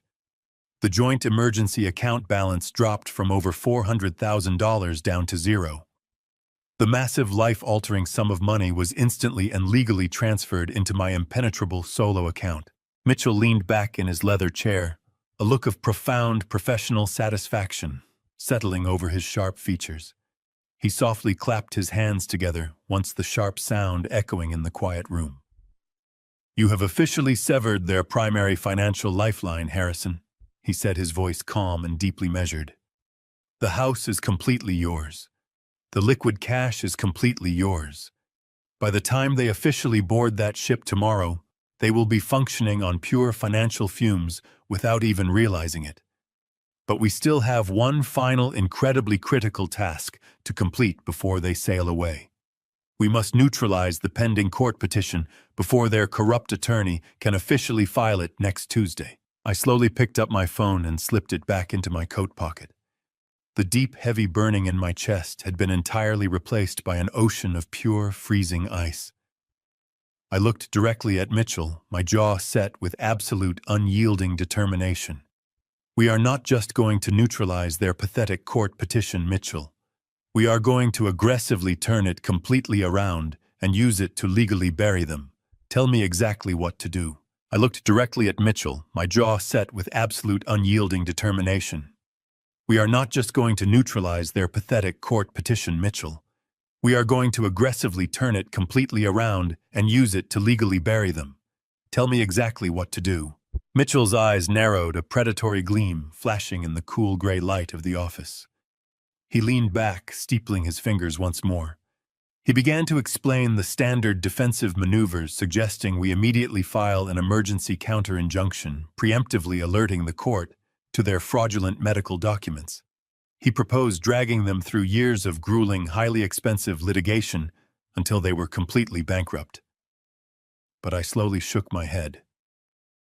A long, drawn-out legal battle in a sterile courtroom was far too merciful for what they had planned for me. I did not want them to have the luxury of time, the ability to hire defense attorneys, or the comfort of sleeping in a warm bed while we fought. I wanted a total, instantaneous financial annihilation. I wanted them to return from their luxury cruise to find their entire universe fundamentally erased.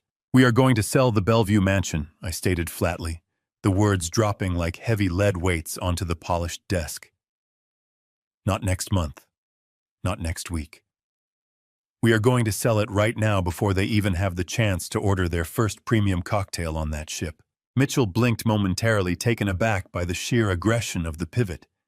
He quickly recovered his legal mind, churning through the logistics.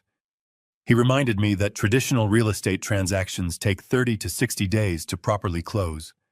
They would return from their vacation long before the property officially changed hands. But I was simply not talking about a traditional, comfortable real estate transaction. I was talking about a ruthless corporate liquidation. During my 40 years as a commercial construction manager, I had crossed paths with every conceivable type of property investor in the greater Seattle area. I knew exactly who to call when a massive property needed to vanish from the ledger overnight. There is a very specific, highly lucrative subculture within the real estate market, dedicated entirely to corporate cash flippers. These are massive, heavily funded corporate investment groups that specialize in acquiring distressed or highly motivated properties at a steep discount. They completely bypass the traditional sluggish banking system. They buy properties sight unseen, utilizing deep reserves of liquid cash to close massive deals in a matter of days, completely skipping the extremely tedious appraisal and inspection contingencies.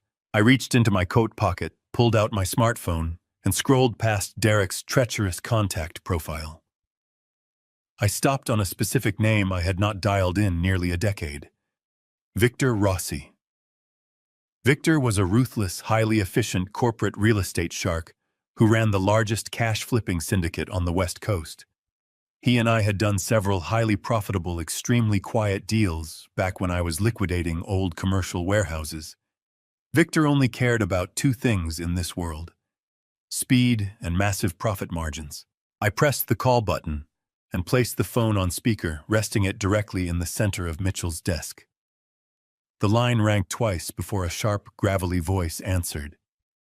Harrison Caldwell. Victor boomed, his tone thick with genuine surprise. "I thought you officially retired and moved to a golf course. What does a retired construction kingpin need from a guy like me on a damp Thursday afternoon?" I need to liquidate a premium residential asset, Victor, I replied smoothly, my voice devoid of any casual pleasantries. And I need it done faster than you have ever closed a deal in your entire career. The casual warmth instantly vanished from Victor's voice, entirely replaced by the cold, calculating edge of a predator smelling blood in the water. Define your timeline, Harrison. What exactly are we looking at? I have a pristine, modern architectural estate sitting on a premium double lot in a highly exclusive Bellevue cul-de-sac. I stated my words crisp and entirely deliberate. The current market appraisal values the property at exactly $2.2 million. I hold the absolute unencumbered deed in my personal name. There are 0 liens, 0 outstanding mortgages, and absolutely no legal encumbrances. The legal title is perfectly clean. I paused, letting the immense value of the asset hang heavily in the air. I knew Victor was already mentally calculating the neighborhood comparables. I will sell you the entire estate for a flat 20% discount. I continued dropping the massive financial bait. $1.76 million cash. But I have 2 absolute non-negotiable conditions. First, we fully close the transaction and officially record the deed transfer in exactly 3 days. No standard inspections, no lengthy appraisals, no financing delays. Pure liquid cash wired directly into my attorney's escrow account by Monday morning. I heard a low whistle through the phone speaker. A flat 20% discount on a pristine Bellevue mansion was an incredibly rare, deeply lucrative margin for a cash flipper. Victor simply did not hesitate. If the title is as clean as you say it is, Harrison, I can have my corporate attorneys wire the entire sum by Monday at 9 in the morning. What is the second condition? This was the crucial, profoundly devastating strike. This was the exact mechanism that would completely obliterate Derek and Monica's comfortable reality. The property must be purchased strictly as is, Victor, I said, my voice dropping to a low, chilling register. And when I say as is, I am specifically referring to the absolute entirety of its current physical contents. Every single piece of custom imported furniture, every expensive television, every single designer dress hanging in the walk-in closets, every piece of expensive jewelry left in the drawers, and every single digital device scattered across the counters.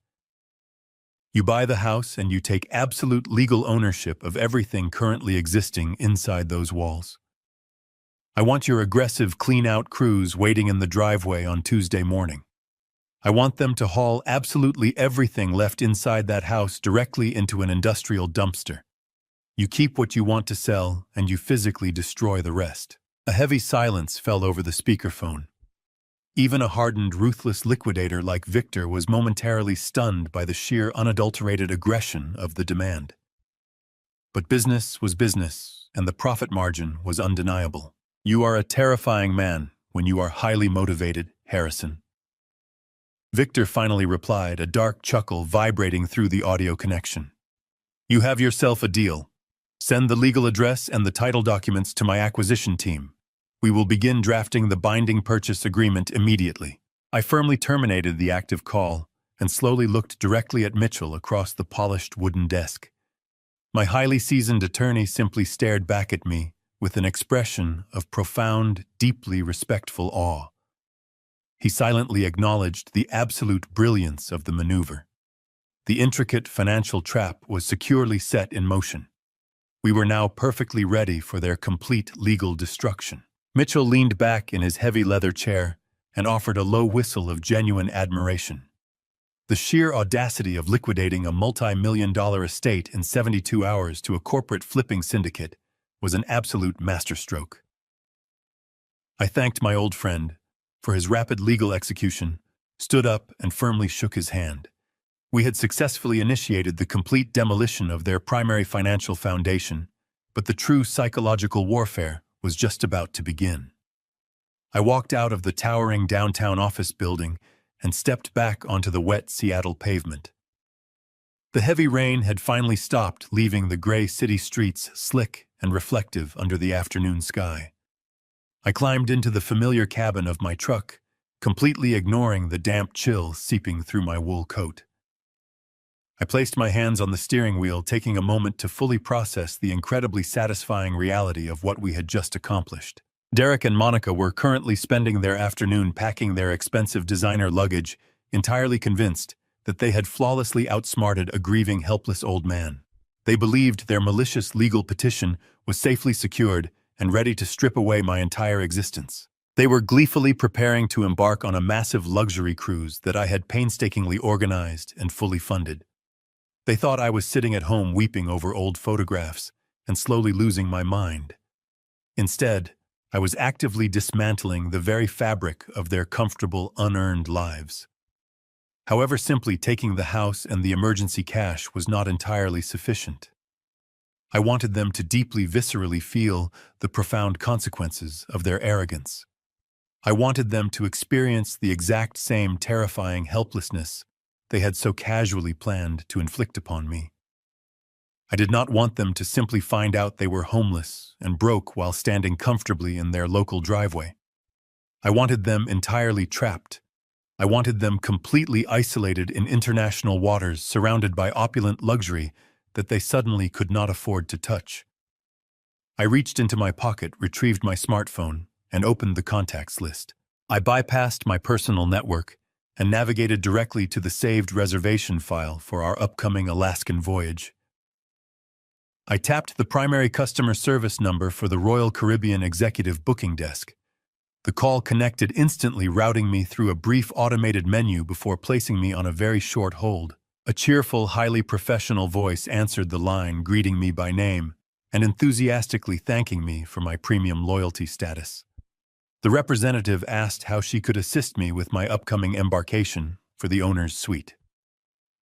I kept my voice perfectly smooth and entirely calm, betraying absolutely none of the cold fury burning in my chest. I provided my secure booking reference number, my personal identification details, and the primary billing zip code to fully verify my authorized status on the account. She efficiently confirmed my identity and cheerfully asked if I needed to arrange any last-minute shore excursions or perhaps upgrade our premium dining packages. I politely declined her offers. I told her that I needed to make a highly specific, immediate administrative adjustment to the primary passenger folio. I explained that a sudden, unavoidable personal matter had unfortunately arisen, and I would absolutely not be boarding the vessel tomorrow morning. The representative offered her immediate, practiced condolences, assuming that I wanted to completely cancel the entire reservation and initiate the standard refund protocol. She began explaining the late cancellation penalties, but I quickly and firmly interrupted her routine speech. I clarified my exact intentions. I explicitly stated that I was not canceling the physical cruise tickets. The remaining passengers listed on the primary folio, Derek Caldwell, Monica Caldwell, and Bradley Sterling, were absolutely still planning to board the ship and embark on the scheduled Alaskan itinerary. I wanted their physical boarding passes to remain completely active and entirely valid. The representative paused, mildly confused by the unusual request, but quickly confirmed that the secondary passengers could absolutely proceed with the vacation without my physical presence. That was exactly what I needed to hear. Then I delivered the final, devastating blow. I instructed her to immediately and permanently remove my primary platinum credit card from the central onboard spending account. I explained that I was completely severing all financial responsibility for the remaining passengers. I demanded that my card be entirely unlinked from their individual cabin keys, their digital folios, and any associated onboard credit lines. The representative fell silent for a brief moment, likely reading the extensive list of premium beverage packages, luxury spa appointments, and expensive specialty dining reservations that were already linked to that specific credit card. She carefully informed me that doing so would immediately void all of those specific premium arrangements. I told her that was precisely my intention. I firmly reiterated that Derek, Monica, and Bradley were now fully responsible for providing their own independent method of payment upon arrival at the embarkation terminal. If they wanted to consume premium alcohol access, the high-speed satellite internet, or participate in any exclusive shore excursions, they would have to physically present their own credit cards to the ship purser. I waited patiently on the line as she typed rapidly on her keyboard, officially executing my exact commands. She read a formal disclosure statement confirming that my financial liability was officially terminated and that the remaining passengers would be presented with a zero-balance folio upon boarding. I thanked her for her highly efficient assistance and promptly ended the call. I placed the phone down on the passenger seat of my truck, a cold, undeniable smirk finally breaking across my face. The trap was now entirely complete. The snare had been flawlessly set, and the bait was simply too magnificent for them to ever refuse. They were going to wake up tomorrow morning, load their massive, overstuffed designer suitcases into a premium rideshare vehicle, and eagerly head down to the bustling Seattle cruise terminal. They would successfully scan their active boarding passes, walk onto that massive floating palace, and immediately head straight for the nearest premium luxury bar to celebrate their perceived victory. Bradley would confidently order the most expensive vintage bourbon available. Monica would loudly request a bottle of exclusive imported champagne, and Derek would smugly hand the bartender his digital cabin card, completely expecting my unlimited platinum account to smoothly absorb the massive financial impact. The absolute humiliation they were about to experience when that card was brutally declined would be genuinely magnificent. They would be standing in the middle of a crowded luxury lounge, cut off from my wealth, forced to desperately empty their own highly depleted bank accounts just to secure a basic internet connection. They would be physically trapped on a massive ship in the middle of the freezing ocean for 10 long, agonizing days, slowly realizing that their unlimited financial gravy train had completely derailed. And while they were desperately trying to figure out how to pay for their own extravagant bar tab, Victor Rossi and his aggressive corporate demolition crew would be violently throwing their entire pretentious lifestyle into a rusted steel dumpster. I smiled. The next morning arrived with the crisp, damp chill that perfectly defined early spring in the Pacific Northwest. I had been awake long before dawn, nursing a black coffee in my kitchen, methodically reviewing the timeline. By 8 o'clock, I was parked in an elevated viewing lot overlooking the bustling cruise terminal at the port of Seattle. The massive, brilliant white hull of the luxury ocean liner dominated the waterfront, preparing to cast off for Alaska. The terminal was a hive of chaotic activity. Fleets of taxis and shuttle buses constantly pulled up to the unloading zones, discharging hundreds of eager passengers. I sat comfortably in my truck, a pair of compact field binoculars resting on the console. I did not need them yet. I knew exactly what time they would arrive. Derek was aggressively punctual when it came to securing his own pleasure. Right on schedule, a premium black sport utility vehicle glided smoothly up to the designated VIP drop-off lane. The driver stepped out and quickly opened the rear doors. My heart beat with a slow, mechanical rhythm as I watched Derek step onto the concrete. He was dressed in expensive nautical resort wear, looking entirely relaxed and completely carefree. Monica followed closely behind him, her face hidden behind oversized designer sunglasses, dramatically gesturing for the driver to handle her massive array of luggage.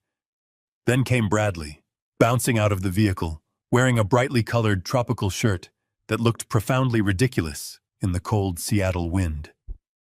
They stood together on the pavement, laughing loudly, completely enveloped in their unearned arrogance. They handed their bags to the eager porters, expecting my premium loyalty status to smooth every single step of their VIP embarkation process. I picked up my digital tablet from the passenger seat and opened the primary social media application. I had created an anonymous profile months ago to keep track of family updates Derek routinely forgot to share. I navigated directly to Monica's public feed. She had just posted a fresh, highly filtered photograph of the three of them standing proudly in front of the massive ship. The caption beneath the image read, "Embarking on our much-needed, incredibly hard-earned luxury vacation. Time to leave all the stress behind and completely pamper ourselves." A champagne glass emoji punctuated the absurd statement. Incredibly hard-earned. The sheer delusion required to type those words after financing a corrupt medical trap with stolen cash was staggering. They genuinely believed they had successfully outmaneuvered me.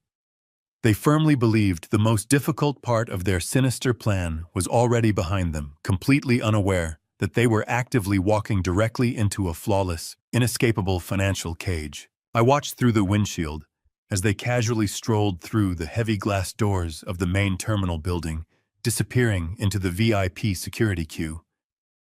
They would be fast-tracked directly onto the ship, bypassing the long lines of ordinary passengers. I knew the exact layout of that vessel. I knew they would head straight to the exclusive upper decks, eagerly anticipating their premium welcome packages. I sat in my truck for another 2 hours, patiently watching the endless stream of passengers board the ship. The massive loading ramps were eventually pulled back. The heavy mooring lines were systematically detached from the concrete pylons. A deep, powerful vibration resonated through the damp air, vibrating against the windows of my truck as the ship's massive engines fired to life. Then the incredibly loud, booming blast of the ship's main horn echoed across the waterfront. It was a triumphant, declarative sound. The colossal white vessel slowly and smoothly began to pull away from the dock, churning the dark waters of Puget Sound into thick, white foam. I watched the ship gracefully rotate and point its massive bow directly toward the open ocean. They were finally on their way. Within a few short hours, they would completely lose all standard terrestrial cellular service. They would be fully reliant on the ship's exorbitant satellite internet connection, a premium service that they no longer had the financial means to seamlessly access. They were entirely isolated, perfectly suspended in international waters, completely cut off from their corrupt attorneys and their heavily mortgaged reality back on solid ground. I put the heavy truck in gear and drove away from the waterfront, heading straight back to the downtown financial district. Mitchell Reed was already waiting for me in the executive boardroom of his law firm. Seated across from him was Victor Rossi, flanked by 2 of his own aggressive corporate attorneys. The atmosphere in the room was strictly coldly business. There were no pleasantries, no casual conversations about the weather. We were there to execute a highly lucrative, profoundly devastating corporate liquidation. Victor had a thick stack of finalized closing documents neatly arranged on the polished mahogany table. His legal team had thoroughly verified the completely unencumbered status of the Bellevue estate. They knew they were securing an incredibly valuable asset at a massive 20% discount, and they were more than eager to finalize the transaction before I could possibly change my mind. I sat down at the table and picked up the heavy gold-plated pen that Mitchell explicitly provided for the occasion. I carefully read through the binding clauses. The language was exceptionally clear and entirely unforgiving. The sale was strictly and undeniably as is. The buyer assumed absolute total ownership of the physical property and the complete entirety of its current contents. Victor's highly aggressive demolition crews were officially authorized to physically breach the property and commence total physical liquidation at 8 o'clock tomorrow morning. I placed the tip of the pen on the thick paper and signed my legal name on the final signature line. I pushed the executed documents across the table to Victor. He reviewed the signatures, nodded sharply to his lead attorney, and smoothly pulled a secure digital authentication token from his jacket pocket. Victor rapidly keyed a numerical sequence into the token, authorizing the immediate release of the massive funds. We sat in absolute silence and waited. Less than 3 minutes later, my personal smartphone illuminated on the table. It was a highly secure automated priority alert from my primary banking institution. I picked up the device and opened the encrypted message. The notification was incredibly brief, beautifully simple, and profoundly absolute. An incoming federal wire transfer of $1.76 million had successfully cleared and was now permanently settled into my private, impenetrable solo account. The money was fully secured. The transaction was completely irreversible. Victor stood up firmly, shook my hand, and briskly walked out of the room with his legal team to immediately dispatch his property extraction crews. I stood completely alone in the silent boardroom with Mitchell. The massive Bellevue mansion, the physical manifestation of all their arrogant pride, absolutely no longer belonged to my son. Their expensive cars, their designer wardrobes, and every single piece of furniture they had ever owned were about to be violently tossed into a commercial dumpster. The financial slaughter was flawlessly executed, and my treacherous son was completely and entirely trapped on a floating island, now absolutely powerless to stop it. I sat in the quiet comfort of my living room, the glowing embers of the fireplace casting a warm, flickering light across the hardwood floor. A steaming cup of black coffee rested on the table beside me. The house was entirely silent, completely devoid of the suffocating grief that had plagued me just a few days prior. Hundreds of miles away, completely swallowed by the vast, freezing expanse of the northern Pacific Ocean, my son and his treacherous wife were currently experiencing the absolute, undeniable reality of their actions. The luxury cruise industry operates on a very specific, entirely cashless financial model. The moment a passenger steps onto the deck of the vessel, physical currency becomes completely useless. Every single transaction, from premium dining and luxury spa treatments to satellite internet and top-tier alcohol, is exclusively processed through a digital cabin key, commonly known as a CPAS card. That plastic card must be securely backed by a valid, active credit account. I had completely severed that crucial financial lifeline. I knew it would take a few hours for the ship to hit international waters and update its internal billing network. Right on schedule, my smartphone began to vibrate on the coffee table. Because they were entirely cut off from standard cellular towers, they had to rely on the ship's highly restricted, incredibly weak emergency satellite network to make outgoing calls. The connection was terrible, heavily laced with crackling static, but the frantic, desperate audio messages they left on my secure voicemail system were remarkably clear in their absolute panic. I took a slow sip of my coffee, leaned back in my leather armchair, and tapped the screen to play the very first recorded message. Derek's voice echoed into the quiet room. He did not sound like the smug, calculating man who had confidently signed legal documents to steal my freedom. He sounded completely terrified, his breath coming in short, rapid gasps. He frantically explained that a massive, highly embarrassing misunderstanding had just occurred at the primary luxury lounge. Monica had proudly marched up to the premium bar, flanked by her entire arrogant family, and loudly ordered a $500 bottle of exclusive vintage champagne to properly celebrate the beginning of their opulent vacation. The bartender had smoothly taken her digital cabin card, swiped it through the terminal, and promptly informed her that the transaction was entirely declined. Derek stammered through the voicemail, vividly describing the sheer, excruciating humiliation of that specific moment. Monica had aggressively argued with the bartender, causing a massive, incredibly loud scene in front of dozens of wealthy passengers. She demanded that the staff run the card again, arrogantly proclaiming that the account was backed by a limitless platinum credit limit. The bartender tried multiple times, finally escalating the issue to the head purser, who coldly informed them that the primary funding source had been explicitly and permanently revoked by the account holder. Derek practically begged me to call the cruise line and fix what he assumed was a simple administrative banking error. He pleaded that Monica's parents were completely furious and intensely embarrassed by the public spectacle.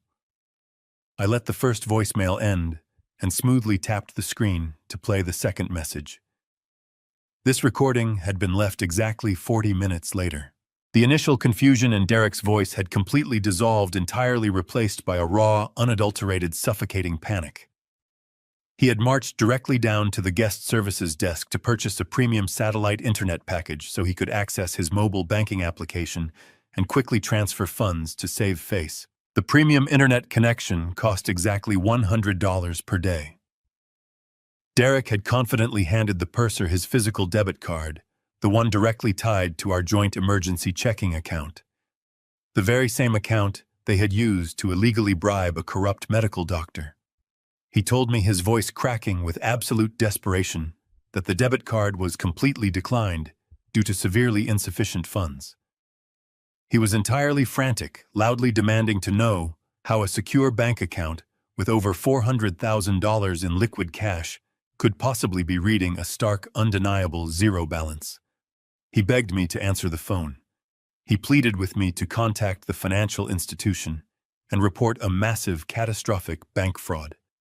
He actually had the sheer, unmitigated audacity to ask me to protect the very money he had systematically planned to use for my permanent legal destruction. I listened to his pathetic, cracking voice and felt an overwhelming wave of cold, calculating satisfaction. They were finally beginning to understand the full terrifying scope of their bleak situation. They were physically trapped inside a massive floating metal box in the middle of a freezing ocean. They had absolutely no active credit cards, zero accessible cash, and absolutely no way to generate any liquid funds. The third and final voicemail was the most revealing. It was not Derek. It was Monica. The thick, arrogant superiority she had displayed in the Bellevue mansion was completely gone. She was practically weeping into the receiver. She sobbed about how her entire family was mercilessly turning against her. Bradley, her parasitic brother, was throwing a massive explosive tantrum in the hallway because he could not order a single drop of alcohol.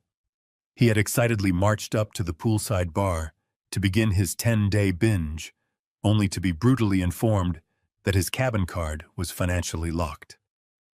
Monica cried that they had been officially barred from entering all the premium specialty dining restaurants on the ship.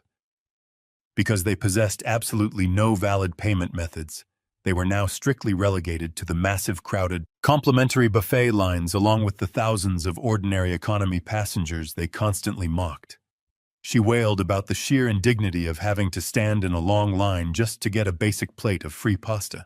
She vividly described the burning judgmental glares from her wealthy parents, who had completely expected a flawless, highly pampered luxury experience on my dime. Instead, her parents were currently trapped in a tiny standard economy cabin, furious that their premium reservations had been totally voided. Monica begged me to fix the accounts, promising to apologize for whatever minor slight she had supposedly committed. She still genuinely believed this was just a petty temporary punishment for a minor disagreement. She had absolutely no idea that while she was crying over a declined bottle of expensive champagne and a ruined dinner reservation, my real estate contacts were actively finalizing the complete total demolition of her entire life back on dry land. I slowly deleted all 3 voicemails permanently, erasing their desperate begging voices from my secure digital server. I placed my smartphone back onto the solid wooden table and took another slow, deeply satisfying sip of my hot coffee. Let them eat from the free buffet line. Let them suffer the brutal, unyielding fury of her humiliated, arrogant family. Let them spend the next 10 days trapped on a massive boat, slowly descending into complete and total financial madness. They absolutely deserved every single agonizing second of this beautiful, flawless nautical nightmare. Their precious vacation had officially become a floating prison. The following morning dawned bright and clear, a stark contrast to the heavy gray skies that had mirrored my initial grief just days prior. The crisp air felt invigorating as I drove my truck across the bridge toward the affluent, manicured neighborhoods of Bellevue. I parked my vehicle down the street from the estate that no longer belonged to my treacherous son. I walked to a coffee shop on the corner, purchased a black roast, and strolled back toward the property. I positioned myself comfortably on the public sidewalk, directly across the quiet, tree-lined street. The neighborhood was serene, filled with the quiet hum of automated sprinklers and distant landscaping crews. It was a picture of suburban tranquility, oblivious to the corporate liquidation that was about to violently unfold. I stood there, wrapping my cold hands around the warm paper cup, staring at the architectural facade of the house I had purchased with parental intentions. At exactly 7:45 in the morning, the heavy sound of diesel engines shattered the quiet neighborhood peace. 2 enormous roll-off dumpsters were backed down the wide, stamped concrete driveway. The heavy steel wheels gouged deep, unceremonious tracks into the pristine landscaping Monica had arrogantly demanded I finance just last spring. Behind the dumpsters, 3 large box trucks pulled up to the curb. A crew of 12 burly, highly efficient men in work boots poured out of the vehicles. Victor Rossi had absolutely kept his word. These were hardened property extraction specialists accustomed to corporate liquidations. They operated with a cold precision that was entirely terrifying to witness. The crew foreman, a massive man holding a heavy steel pry bar and a clipboard, marched directly up to the custom front door. He did not attempt to pick the expensive smart lock. He simply jammed the steel bar into the doorframe and wrenched it backward, shattering the locking mechanism with a loud crack. The heavy wooden door swung open, exposing the pristine interior of Derek and Monica's stolen sanctuary. The financial slaughter commenced instantly. The workers flooded into the wide, sunlit foyer like an organized army of relentless locusts. Within minutes, the massive front doors were permanently wedged open, and the physical eradication of their entire pretentious lifestyle began in earnest. 2 burly workers emerged from the front door carrying Monica's prized, custom-ordered Italian velvet sofas. I remembered the exact day she purchased them. She had casually handed the elite interior designer my platinum credit card, without a single moment of hesitation, racking up tens of thousands of dollars in a single afternoon, while claiming she simply needed the living room to properly reflect her elevated social status. I watched with profound satisfaction as the workers carelessly dragged the incredibly expensive white velvet across the rough concrete porch. They hoisted the sofas over the rusted steel rim and let them violently crash into the empty metal bin. The delicate, imported fabric instantly tore against the sharp edges of the rusted container, completely ruining the massive investment in less than 5 seconds. The relentless parade of destruction continued without a single pause. Another group of workers began violently hurling massive black garbage bags out of the second-story master bedroom window, aiming directly for the open dumpster below. The bags were overflowing with Monica's incredibly expensive, meticulously curated designer wardrobe. Hundreds of silk dresses, premium leather handbags, and imported European shoes cascaded down into the filthy metal bin like common household trash. She had eagerly planned exactly which luxury resort outfits she would proudly wear on the cruise ship deck, blissfully unaware that her entire material existence was currently being tossed into a garbage heap. Then came Derek's prized possessions. A worker casually walked out of the garage carrying 2 heavy premium leather golf bags filled with custom-fitted, incredibly expensive titanium clubs. Derek had insisted he needed the professional-grade equipment to properly network with wealthy executives. The worker grabbed those bags by their premium leather straps, swung them heavily through the air, and aggressively hurled them over the high steel wall of the dumpster. The incredibly satisfying sound of bending titanium shafts and snapping carbon fiber echoed loudly across the quiet suburban street. I took another slow, deeply rewarding sip of my hot coffee as a separate team of specialized workers arrived in a small utility van. They completely ignored the massive volume of furniture being violently thrown away and walked directly up to the front entrance. They carried heavy drills, fresh brass hardware, and thick metal strike plates. Victor Rossi was officially securing his newly acquired asset. The workers aggressively stripped away the broken electronic smart locks that Monica had previously programmed with her personal security codes. They installed heavy commercial-grade deadbolts on every single exterior door of the massive estate. The physical manifestation of their total exclusion was incredibly powerful to witness. Even if Derek and Monica miraculously managed to escape their floating nautical prison and somehow secure a ride back to this specific neighborhood, they would find absolutely nothing waiting for them. Their custom digital access codes were permanently erased. Their physical keys were entirely useless. They were now completely locked out of the exact same property they had once arrogantly claimed as their undeniable birthright. For 3 solid, highly chaotic hours, the aggressive extraction crew ruthlessly gutted the entire $2.2 million property. They systematically stripped away every single television, every piece of expensive modern artwork, every custom-imported rug, and every single digital device left carelessly resting on the granite kitchen counters. The massive steel dumpsters quickly filled to the absolute brim with the shattered, ruined remnants of their completely unearned, highly pretentious lifestyle.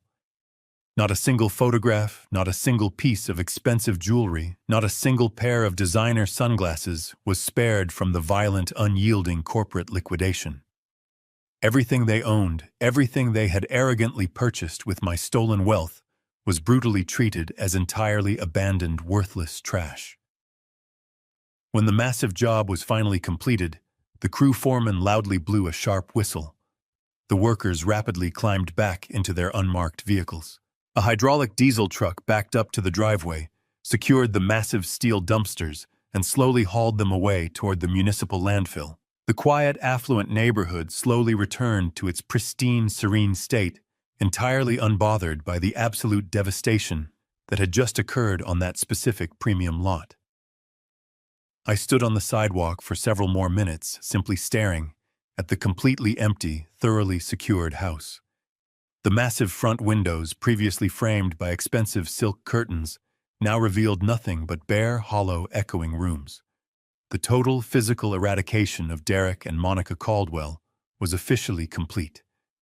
They had absolutely no home to return to, zero physical possessions to their name, and completely empty bank accounts. They were currently trapped in the middle of a freezing ocean, hopelessly drowning in a profound, inescapable financial nightmare of their own incredibly arrogant design. I slowly crushed the empty paper coffee cup in my right hand, turned away from the empty, soulless estate, and calmly walked back toward my waiting truck, feeling an overwhelming, absolute sense of profound, permanent, and undeniable peace. 10 days is a remarkably brief period of time in the grand scheme of an entire human life, but when you are trapped in a floating metallic cage of your own financial ruin, 10 days can easily stretch into an absolute agonizing eternity. I did not need to physically stand at the Seattle port to know exactly how the miserable disembarkation process was unfolding. My private investigator, Robert Sanchez, had discreetly positioned himself near the main terminal doors, providing me with highly detailed real-time audio updates from a secure distance. The colossal white ocean liner slowly drifted back to the dock under a heavy, overcast morning sky. But there was absolutely no joy radiating from the returning passengers I was currently tracking. While thousands of sunburnt, happily exhausted travelers eagerly streamed down the primary gangways, my treacherous son and his parasitic in-laws were severely delayed. They were forcefully detained at the central guest services desk for nearly 2 hours, fiercely arguing with the ship's purser over their massive, entirely unpaid onboard gratuities and mandatory service charges. Because my platinum card had been permanently revoked and their personal debit accounts were completely drained, they were utterly incapable of settling their final digital folios. Robert quietly reported that Monica looked completely unrecognizable. Her perfectly manicured, highly curated socialite facade had completely shattered. She was wearing the exact same wrinkled designer sweatpants she had boarded the ship, with her face pale, her hair tied in a messy, chaotic knot. Her parents, who had proudly expected to be treated like nautical royalty, were radiating a toxic, furious silence. They completely refused to even look at Derek. Bradley, suffering from 10 solid days of enforced involuntary sobriety, was nervously pacing near the terminal exit, shivering in the damp Seattle wind. They had spent the entire luxury vacation isolated in their windowless cabins, eating complimentary buffet food, intensely fighting over who was ultimately responsible for the catastrophic banking error. They were entirely convinced that a massive automated fraud alert had temporarily frozen their assets. They genuinely believed that the moment they stepped off the ship and found a stable cellular signal, a quick, aggressive phone call to the bank would instantly restore their unearned wealth. They desperately pooled the absolute last remnants of their physical currency. Between the 5 of them, they managed to scrape together just over $80 in loose, crumpled bills. It was barely enough to secure a single standard economy taxi van for the long drive back to the affluent suburbs. Robert watched from a distance as they awkwardly and aggressively shoved their massive, heavy designer suitcases into the back of the scuffed yellow vehicle. They were packed into the back seats like miserable sardines, their knees pressed tightly together, the thick, heavy tension inside the cabin completely suffocating them all. Derek, desperately trying to salvage whatever remaining shred of masculine authority he still possessed, loudly promised his furious father-in-law that everything would be completely resolved within the hour. He loudly declared that the banking issue was a simple clerical mistake, and he fiercely vowed to drive straight to the local courthouse the very following morning. He aggressively promised to immediately file the emergency guardianship petition, fully legally declare his father entirely incompetent, and finally seize permanent control of the entire family fortune. He was eagerly planning my complete legal execution from the cramped back seat of a foul-smelling, terribly maintained commercial taxi. The yellow van merged onto the busy interstate, carefully navigating the heavy morning traffic toward the affluent, highly manicured neighborhoods of Bellevue. The ride took nearly 45 minutes. Every single mile brought them closer to the ultimate, devastating reality check of their utterly miserable lives.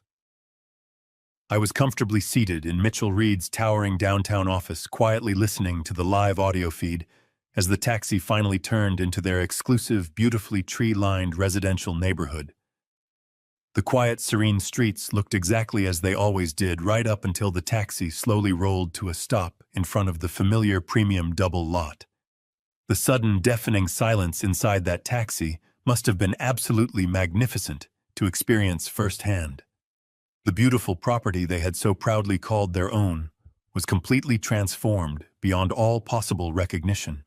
It no longer looked like a pristine multi-million-dollar residential sanctuary.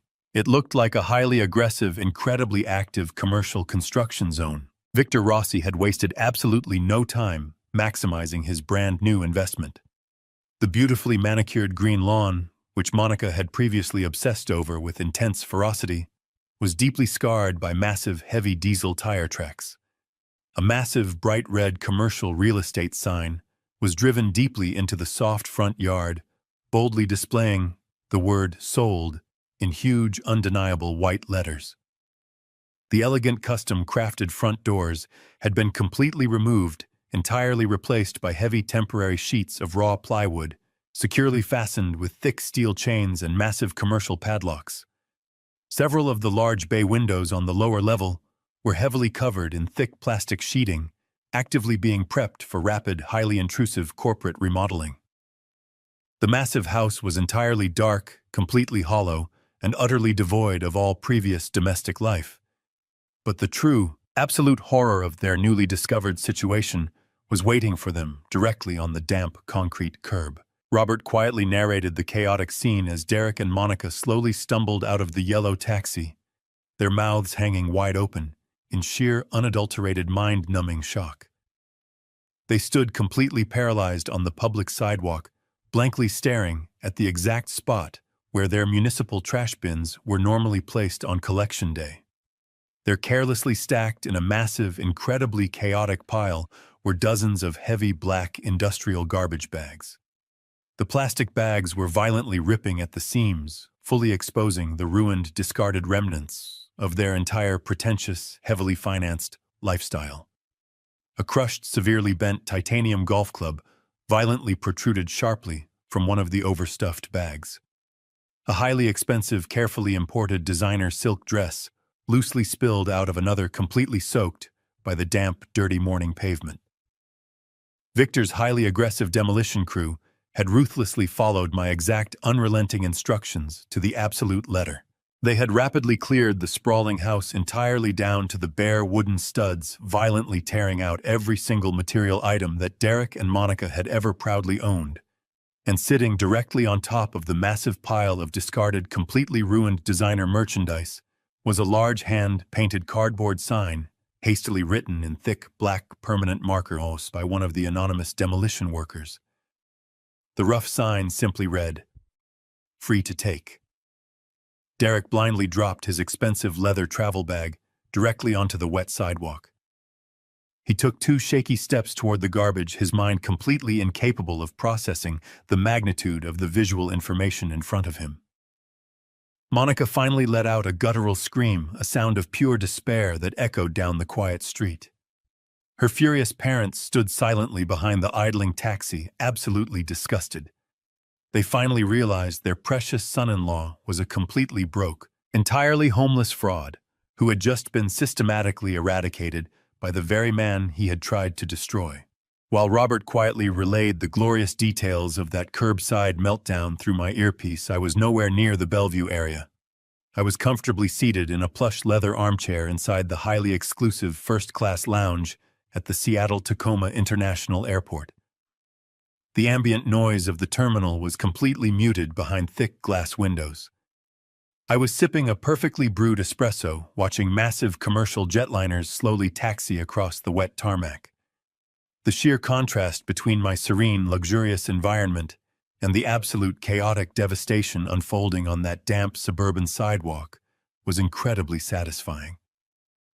I had booked a premium flight to a quiet, sun-drenched island in the Caribbean, deciding that I truly deserved a genuine, profoundly relaxing vacation after meticulously dismantling the treacherous lives of my only son and his incredibly arrogant wife.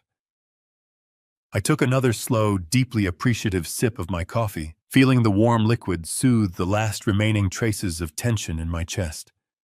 My smartphone rested flat on the polished glass table next to my espresso cup. The screen remained entirely dark for several long minutes as Robert concluded his detailed surveillance report and quietly ended our secure call. He confirmed that the furious parents had already ordered a separate taxi, completely abandoning their disgraced daughter and humiliated son-in-law on the side of the road. I knew exactly what was going to happen next. Derek would aggressively cycle through the standard stages of grief and absolute panic. He would furiously attempt to unlock his frozen bank applications. He would desperately try to contact the corporate real estate agency listed on that massive red sign in the front yard. And finally, when absolutely every single avenue of escape had been brutally slammed shut in his face, he would be forced to call the one man he had so callously plotted to lock away in a sterile medical facility. Right on cue, the smartphone illuminated, vibrating harshly against the smooth glass surface. The caller identification displayed Derek's name. I did not answer it immediately. I sat back in my plush chair and watched the bright screen flash, allowing the incoming call to ring 5 distinct times. I wanted him to sweat. I wanted the cold, undeniable terror of his absolute financial ruin to completely saturate his mind before he heard my voice. On the 6th ring, I calmly reached out, picked up the device, and pressed the green button. I brought the phone to my ear, remaining perfectly intentionally silent. "Dad." Derek screamed into the receiver, his voice cracking with a high-pitched, unfamiliar hysteria. "Dad. What the hell is going on? Where are you? You need to fix this right now. Our house is completely locked up. There are heavy wooden boards over the front windows. Some insane construction company threw all of our clothes in a pile of garbage on the street." I could hear the chaotic sounds of passing traffic roaring in the background, mixed heavily with the sharp, shrill sounds of Monica violently sobbing. She was audibly wailing, a continuous, breathless sound of pure, unadulterated material loss. "My bank accounts are empty." Derek continued, his breath coming in short, panicked gasps. "The joint emergency fund is completely wiped out. My personal debit cards are declining. The cruise line entirely humiliated us. They locked our cabin cards. Monica's parents just left us standing on the sidewalk. You have to call the bank immediately. You have to call the police. Someone stole our identity. Someone stole the house. Dad, you have to do something right now." He was practically hyperventilating, desperately clinging to the incredibly fragile hope that this was all just a massive, catastrophic mistake. He was still trying to play the traditional role of the concerned, innocent son, relying on his wealthy father to immediately swoop in and financially rescue him. I took a slow, deep breath, letting his frantic, pathetic demands hang heavily in the digital connection between us. When I finally spoke, my voice was a smooth, chillingly calm whisper of absolute, unyielding authority. "I do not have Alzheimer's, son," I stated, enunciating every single syllable with razor-sharp precision. "But I did have a profound, life-altering epiphany." The dead silence that instantly fell over the other end of the line was absolute perfection. The chaotic background noise of the street seemed to completely freeze. Even Monica's hysterical wailing momentarily choked to a sudden, terrified halt. The sheer, undeniable weight of my words slammed directly into his chest. He suddenly realized that I knew absolutely everything. I did not wait for him to formulate a pathetic, desperate lie. I methodically laid out the complete, inescapable reality of his brand-new existence. "I sold the house, Derek," I continued, my tone completely devoid of any parental warmth or lingering mercy. "I liquidated the entire Bellevue property to a corporate cash buyer 2 days ago. I authorized a completely unconditional, strictly as-is transaction. That means every single piece of custom furniture, every designer handbag, and those expensive golf clubs you loved so much, legally belonged to the demolition crew. I explicitly instructed them to treat your possessions exactly like the absolute garbage you both proved yourselves to be." "Dad." "Please," Derek whimpered, his voice shrinking into a pathetic, broken whisper. "You cannot do this to us. You gave us that house. It was ours." "It was a revocable trust," I corrected him smoothly. "A trust that I permanently revoked the very same day you decided to formally cancel our family cruise through a cowardly text message. And those bank accounts you are currently crying about, I drained them. I legally transferred every single cent of my hard-earned cash into a highly secure solo account." "You have absolutely nothing left, Derek. You are officially bankrupt, totally homeless, and entirely cut off from the massive wealth you so arrogantly believed you were fully entitled to steal." No, you cannot leave us like this," Derek pleaded, the sound of genuine suffocating panic completely overtaking his words. "We have nowhere to sleep tonight. We do not have money for a basic hotel. We do not even have money for food. You have to help us. We are your family. You stopped being my family the exact moment you sat in that bedroom and actively plotted to lock me away in a medical prison," I replied, my voice dropping to a dangerous freezing register. "You thought you could legally declare me mentally incompetent and seize my entire fortune." I paused, listening to his terrified breathing. Monica started screaming in the background, begging me to forgive them. I completely ignored her and delivered the final blow. "By the way, Mitchell sent a copy of your fraudulent incapacity petition and the corrupt doctor's signature straight to the FBI for conspiracy to commit elder fraud." Derek let out a choked, horrifying sound. "You are looking at a very lengthy federal criminal indictment," I added. "I strongly suggest you use whatever loose change you have left to hire a defense attorney." I ended the call, picked up my premium travel bag, and confidently walked toward my gate, ready to begin my new life.